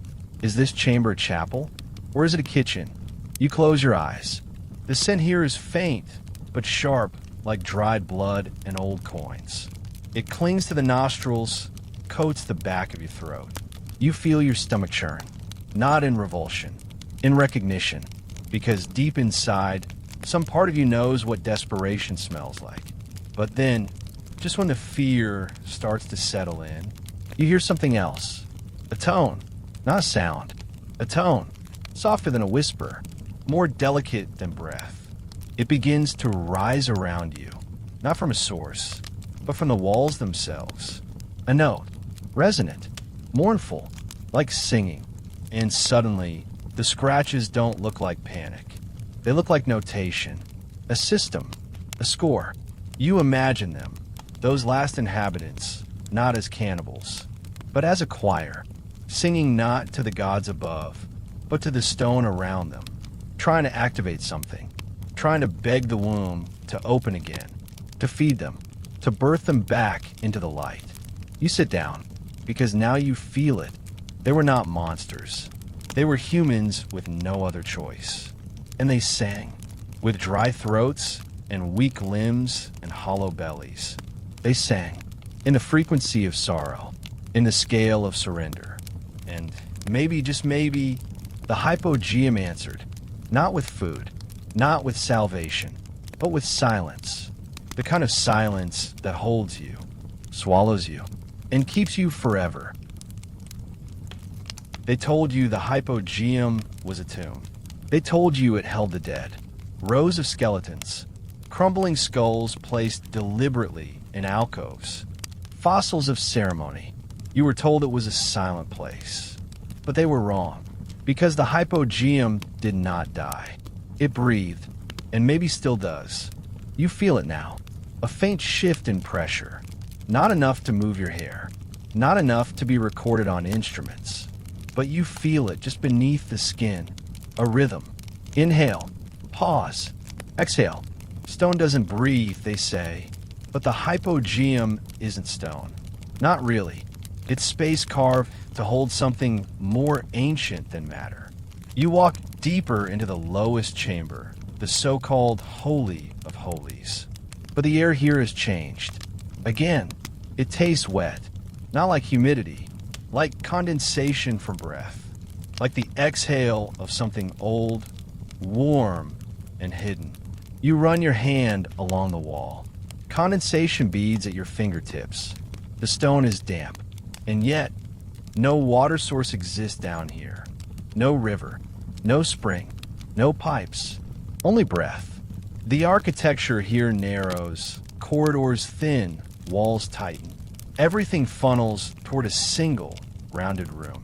The ceiling is domed, the floor slightly concave, as if designed not to collect people, but sound. You sit in the center, cross-legged, breathing slowly, and again it returns. That almost sound, the ghost of a hum, a low vibration, so subtle you wonder if it's inside you instead. Then, without moving, you feel the air compress, just slightly, a gentle downward pressure on your shoulders, your chest, your back. You're being held, cradled by something formless. The tomb breathes, and for the first time, you realize it's not metaphor. There are ventilation systems in some of the Hypogeum's upper layers, engineered so precisely. Air can travel between chambers without creating drafts. But down here at the lowest level, there is no opening. Nothing escapes, which means every breath ever taken down here still lingers. Think about that. The carbon from a prayer whispered 5,000 years ago. Molecules still adrift in this sealed space. A child's gasp, a woman's sob, a shaman's final word. Their breath is in your lungs now. You exhale slowly, almost afraid to let your air go, because it no longer belongs to you. It belongs to the tomb, a place that was never truly closed. Only sleeping. You lie down on the cool floor. It feels soft, wrongly soft, not like stone, more like flesh that forgot it used to live. You close your eyes, and in the dark, it comes. The rhythm, not a sound, not a heartbeat, a pulse. deep in the stone, too slow to feel as vibration, too low to register as sound. But it's there. Tum. Pause. Tum. And it doesn't match your own heart. It moves beneath you, like the earth itself is remembering something, or waiting. You open your eyes. The chamber has dimmed. No lights have changed, but perception has. The walls feel closer, the floor warmer, your breath heavier. The tomb has you, not in a cruel way, not with violence. It doesn't want to hurt you. It wants you to merge, and you start to understand. The Hypogeum wasn't meant to house the dead. It was meant to transition them, not just into an afterlife, into another state of being, a new frequency, a new pattern, one held not in heaven, but in stone, stone that breathes, stone that remembers, stone that stores the soul the way a computer stores code. And this room, the Holy of Holies, it's not a chapel, it's not a tomb, it's a converter. You sit up slowly, and you listen, but not with your ears, with your ribs, with your tongue, with your bones. And finally, you hear it. The tomb is speaking, not with language, with presence, with memory, with the collective weight of all who have ever been cradled here. And the voice says only one thing: breathe. So you do. And for the first time since you arrived, your breath belongs here, not as air, as offering, as inheritance, as continuation. They say she entered alone, mid-30s, dark eyes, a researcher, but not the kind funded by grants or surrounded by interns. The obsessive kind, the kind who follows whispers and footnotes and shadows in photographs, the kind who doesn't seek answers, but presence. She booked a private appointment. Back in 1940s, when regulations were looser, they let her in. No guide, no supervision. She brought a single flashlight, a notebook, and a small pendant on a chain. Something old, worn, possibly ritualistic. She was seen descending the stairs at 10:07 a.m. She was never seen again. No scream, no echo, no broken torch. Just gone. They searched, of course. Police, local workers, other archaeologists. They combed every passage, every blind turn. They tapped walls, crawled through niches, dragged hooks through the underground cisterns. Nothing. Her name never made the newspapers. The story was too strange, too easily buried under the more palatable tales of lost history and temple mysteries. But the whispers survived. And here, now, standing in the same corridor she walked that morning, you feel it. Her absence, not as an event, as a presence of its own. You shine your light down the narrow passage, low ceiling, uneven floor, walls etched with spiral grooves like fingerprints pressed into limestone. And something flickers, not the light, a scent, subtle, floral, wrong, because flowers don't grow here. Not in this stone, not in this silence. You follow it. The corridor tightens, turns left, then left again, like the architecture is folding in on itself. And then it stops. A dead end. Except it isn't. There's a shape in the wall. Oval. Smooth. Almost decorative. You brush your hand across it, and beneath your palm, the stone feels warm. Not residual heat. Not humidity. Body warm. Your hand trembles. Because that's not possible. But then, you remember, the Hypogeum doesn't follow the laws of possible. You kneel, examining the oval. It looks like a niche. The kind where offerings were placed.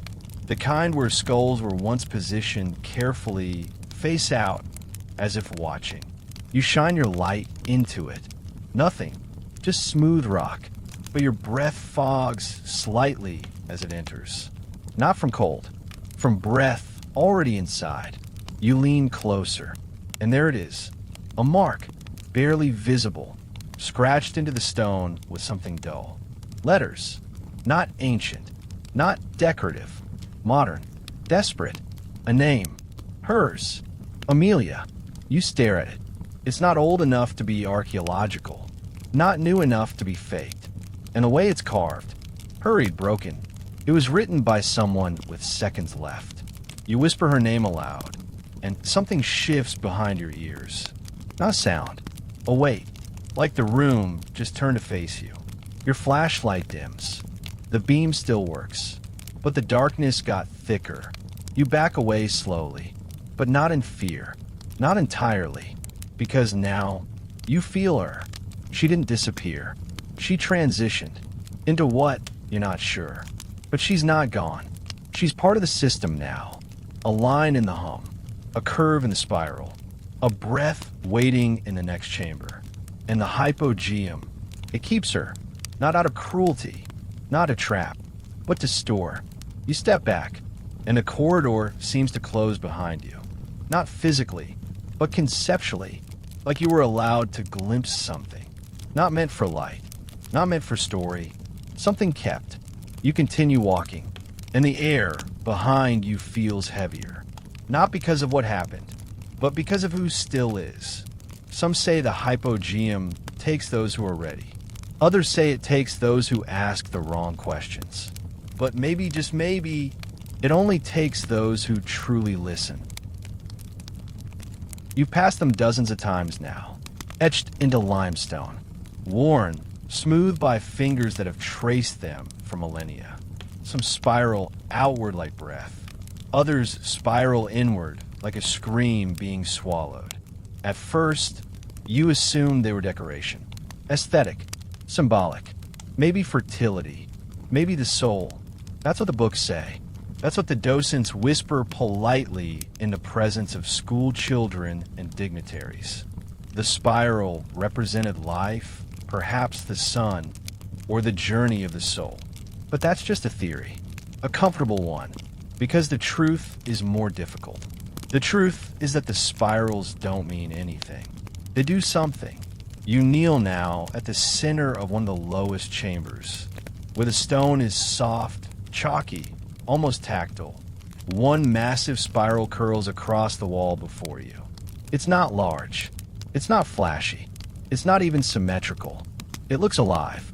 You trace it slowly, finger following groove. Round and round. And that's when you feel it. A pull. Not physical.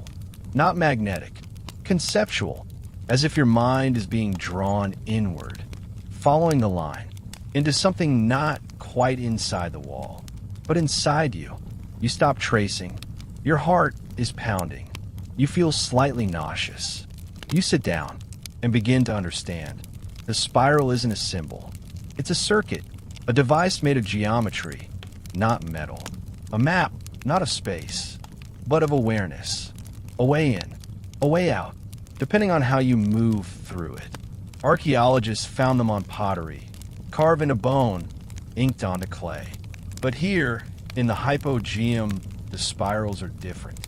More primal, less polished, more urgent.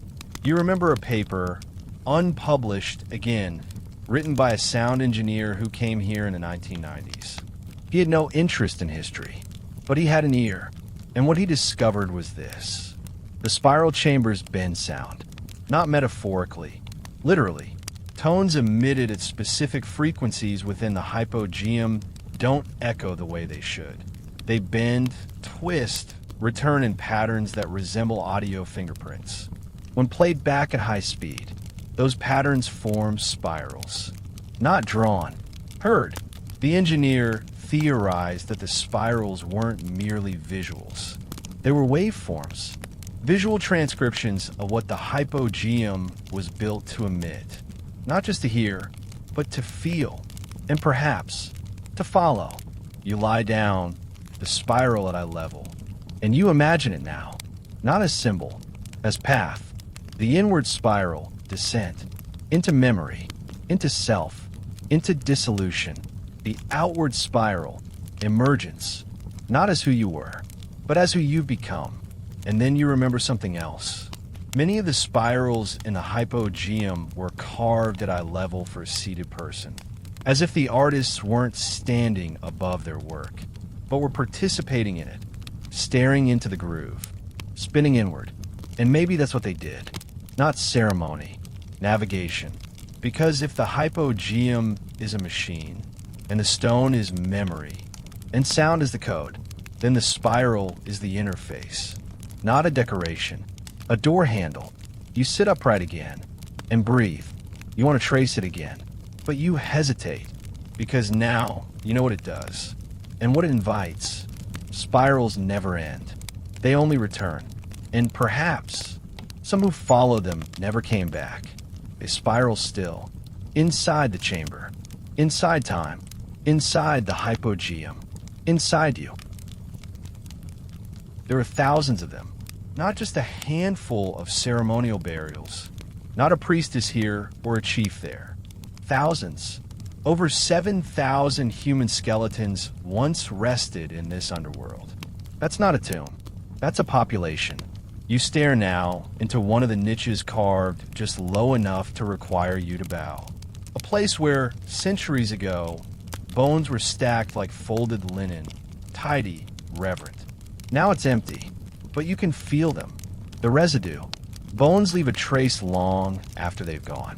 Not in scent or color, in pressure, and in questions. Because here's the truth most brochures avoid. We don't understand the burials. Not really. The arrangement wasn't random, but it wasn't uniform. Some skulls were stacked with faces out. Others were clustered like they had been moved. Long bones separated. Jaws missing. Pelvises unaccounted for. No grave goods. No tools. No ornaments. And the remains weren't all complete individuals. They were disassembled, as if people were not buried, but curated. The bones weren't just resting. They were speaking, but we've forgotten how to listen. One skull, discovered in the early 20th century, had elongated features, not from disease or deformation, but something else. A shape never seen again on the island. High forehead, unusual occipital curve, symmetry almost unsettling. They kept it in a glass case for decades. Then it vanished. Just like that. Some say it was stolen. Others say it was destroyed, quietly, because it asked a question too large. Who was this? Not what, but who?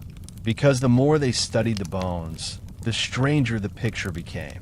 Many of the skulls bore fine lines along the cranium, faint etchings that didn't match tools or trauma. One researcher described them as unintelligible inscriptions. Another, more brave or foolish, called them engraved messages, as if memory had been written into the bone itself. Not metaphorically, physically, like the ancients had figured out something we lost. That memory isn't only in words or blood. It could be coded into the skeleton. You sit now beside an empty niche and press your palm to the back wall.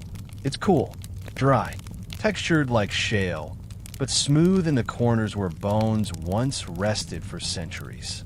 You close your eyes and imagine them, these bones not as remnants, but as records, a human archive. Each femur, a chapter, each rib, a rhythm, each skull, a volume of dreams and diseases and songs and sorrow. But we never translated them, because bones don't speak our language, and the ones that could were scattered, destroyed, stored, or quietly silenced. The remains from the Hypogeum were moved decades ago. Where? No one's quite sure. Some say a vault in Valletta. Others whisper of crates in Italy. A few believe they were reburied, in secret, because the pattern they revealed was too inconvenient. You see, bones tell stories science doesn't always want to hear. They carry inconvenient truths, like migration patterns that define national pride, like evidence of surgeries that shouldn't have existed, like trauma that doesn't align with any known weapon, and perhaps worst of all, like silence where there should have been song. The people of the Hypogeum weren't like us. Not exactly. They were shorter, thicker, longer arms, wider feet, more adapted to underground life. It's not a theory most like to entertain, but you're here now, and you're beginning to understand. Maybe this wasn't a temple for visitors. Maybe it was a home, a city beneath the sunlit world, a population that didn't worship underground. They lived here, and when death came, they didn't leave offerings. They became them, bones stacked not in fear, but in ritual, in continuity, as if the Hypogeum wasn't a burial site, but a repository of souls. And we unearthed them, measured them, then we lost them, not by accident, but by choice. Because what those bones said, if they were speaking at all, was this: you are not the first, and you will not be the last, but you have forgotten everything. You sit in silence. The bones are gone, but their weight remains, not in your hands, in your chest. You didn't notice it at first, because real sounds, the ones that matter, don't start with a bang. They begin with a presence, a pressure, a shape in the silence. It's there now, low, beneath breath, beneath heartbeat, like the base layer of existence that's always been playing. You just never listen long enough to hear it. It's not music. It's not humming. It's not even sound exactly. It's vibration. And it's older than you. Older than language. Older than tools. Older than the bones that once lay beside you in this chamber. It begins in your gut. A tremor too low for the ear. Too deep for the skin. And then it moves. Up your spine. Behind your eyes. Like a memory you didn't live. Being replayed. This is what they called the oracle tone. Not a myth. Not a poetic flourish. A real acoustic phenomenon. Unique to the Hypogeum. Certain rooms, certain frequencies. When sound is produced here, particularly deep male voices chanting between 95 and 120 hertz, the chamber doesn't echo. It reverberates inside you. The stone doesn't bounce the sound. It holds it, stretches it, extends it, twists it into something that becomes physical. It was an engineer accidentally humming during a survey who first described it. I thought I was having a heart attack, but it wasn't pain. It was resonance. The room was vibrating, and so was I. Later, sound technicians would recreate it. Chant, pause, wait, and the note would continue, sometimes for up to 8 seconds, hanging in the air, spinning like smoke. But here's what no one explains. Even when the note stops, something remains. You hear it now. Not from speakers, not from a recording, from the walls, or rather, from inside the walls, as if the limestone remembers every note that was ever sung here, and replays them, softly, subtly, forever. The ancients must have known, not through science, through experience.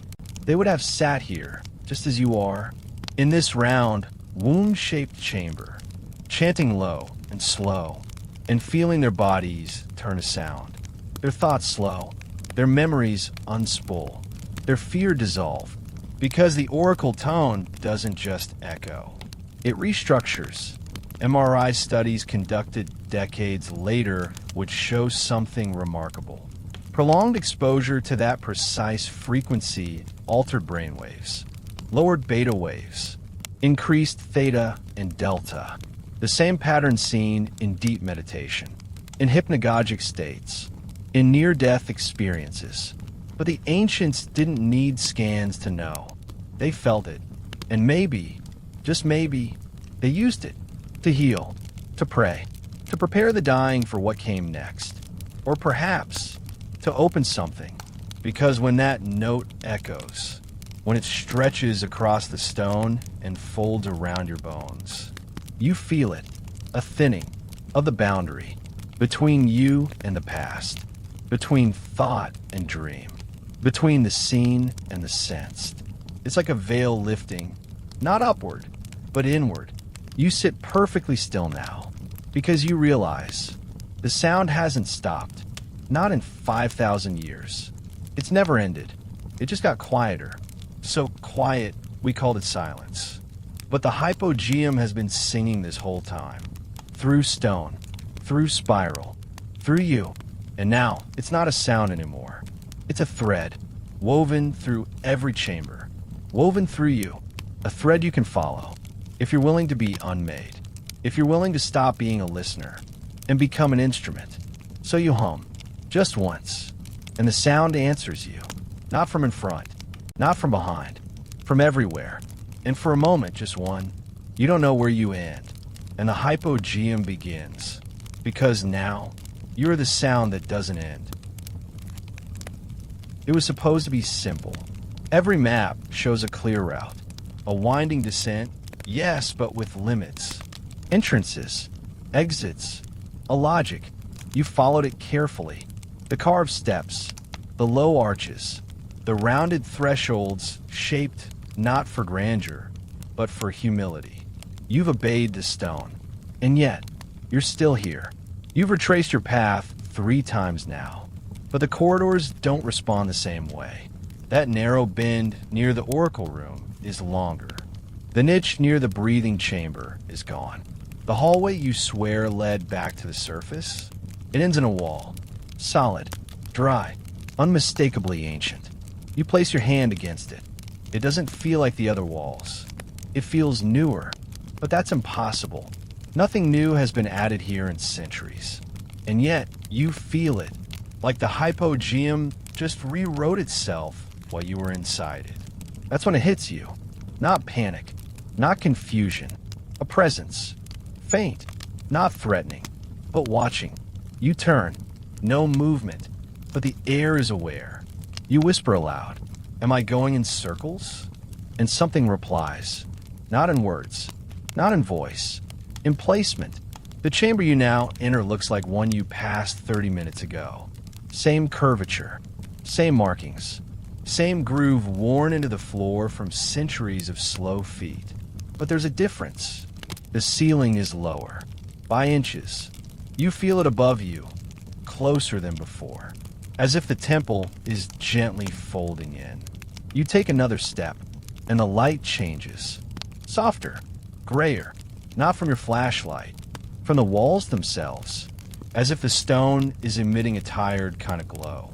Not bright enough to guide you, just enough to remind you that you're not alone. Not entirely. You begin walking again, not forward. You don't know what that means anymore. Just walking, because the hypogeum no longer has directions. It has moods. Some days it opens, others it closes. Today, it seems undecided. Or perhaps it's waiting. You stop to rest. The floor is cool, but not unpleasant. You sit, then lie down, staring at the arched ceiling above, carved by hands that had no word for ceiling and no need for escape. And that's when you understand. Maybe there is no exit. Not because you're lost, but because there was never meant to be one. Because this was not a passage, not a crypt, not a place you go through. It's a place you enter and become part of, like rain into soil, like silence into sleep. The ancients weren't building a monument. They were building a perimeter, a skin around something sacred, or dangerous, or both. You think of the stories, the ones they don't publish. Tourists who walked ahead of their group and were gone for an hour, emerging confused, cold, weeping, unaware they'd even left. Technicians who reported soft footsteps behind them, only to find a microphone's picking up nothing, and yet still pulsing.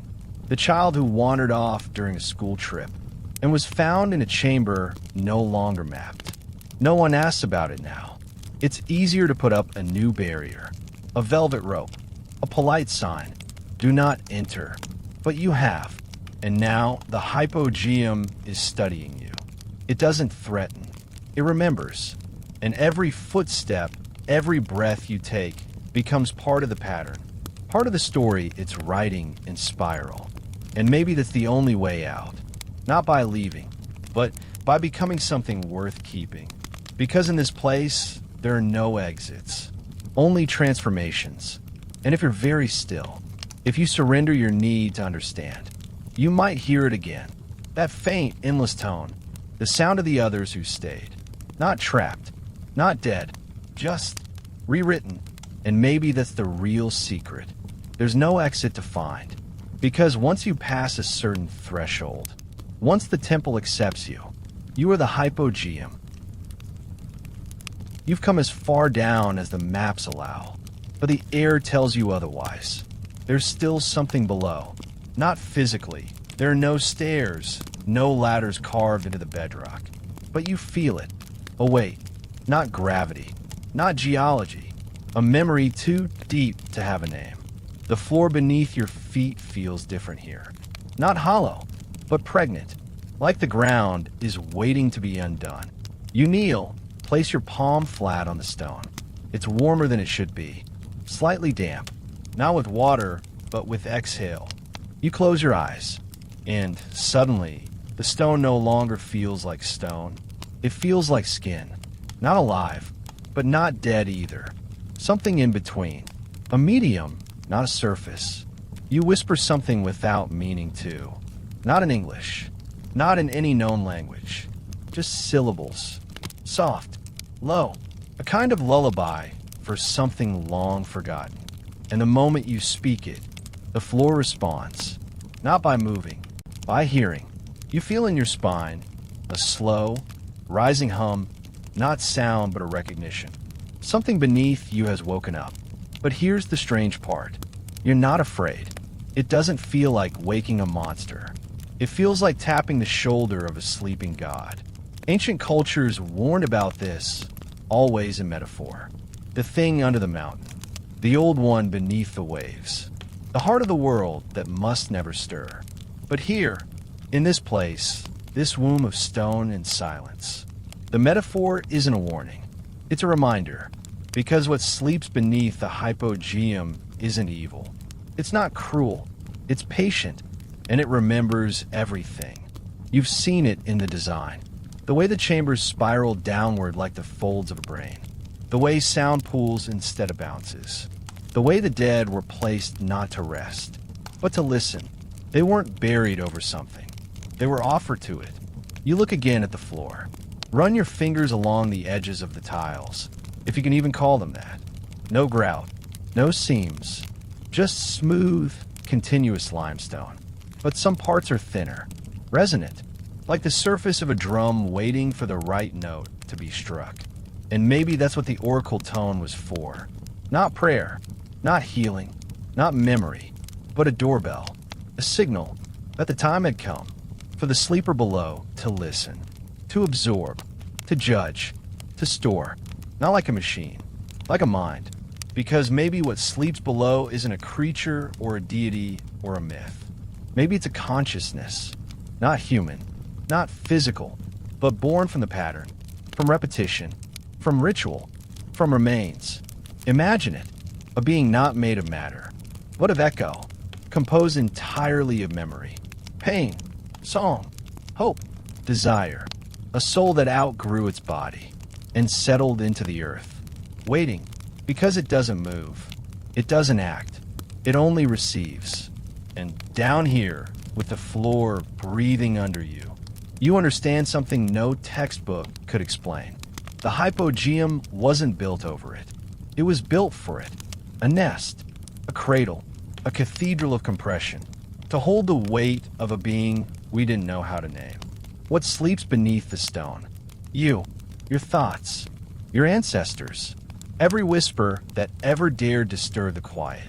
The Hypogeum is not a temple. It's a mind, and you've just found the part where it dreams. There is no door. You've looked. You've walked every chamber, retraced every step. The place is finite, and yet it isn't. Like a loop that folds in on itself when you're not watching. Like time slowed and forgot how to advance. But you're not trapped. You're simply held, as though the Hypogeum has no intention of keeping you here. It just doesn't understand why you'd want to leave. It offers no force, no fear, no resistance. Just silence. Deep, velvet silence. The kind that wraps itself around your thoughts like fog over a still lake. You stop asking for an exit. You stop expecting one. Because slowly, gently, the realization begins to form. You were never meant to leave. Not because you're a prisoner. Not because you've been chosen. But because this place wasn't built for passage, it was built for arrival. You sit now in one of the deeper chambers, beneath a carved ceiling so low it encourages humility. The air smells of dust and skin and breath from centuries ago. You can almost feel them, the ones who came before. Not ghosts, echoes, curled in the corners, bones resting like memories. And now you understand, they didn't die in the Hypogeum. They returned to it, as if this was the origin, the womb, the cave before birth, and the spiral to which all things return. The ancients didn't fear this place. They feared forgetting it. That's why they built it in stone. That's why they layered the walls with spirals, as if to etch permanence into the bone of the earth. That's why they offered sound and blood and silence to the rooms. They weren't asking for favor. They were preserving memory.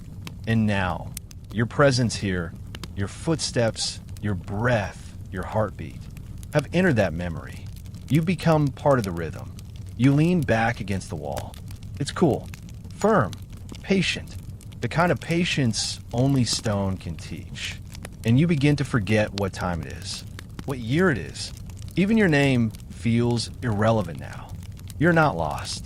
You are embedded, because the Hypogeum does not erase.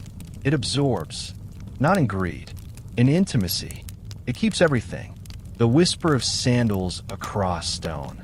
The gasp of a woman who saw something she could not name. The hum of a monk experimenting with pitch. The soft clatter of femur against femur. Your side joins them now, and the temple listens. Not out of reverence, but out of recognition. You are home. There's a hum in the floor again. That deep old sound. It doesn't come from machinery. It comes from memory. From the thousands who knelt here before you. From the stones that listened without judgment. From the thing that sleeps beneath and now stirs gently, like a sea creature shifting in dreams. You ask yourself one last question, but this time it isn't how do I leave? It's why would I? Because now you understand something sacred, something ancient beyond translation. You came here not to learn. You came to be remembered. And in the Hypogeum, memory is not a thing that fades. It is the stone itself. It is the sound. It is the spiral. And now, it is you.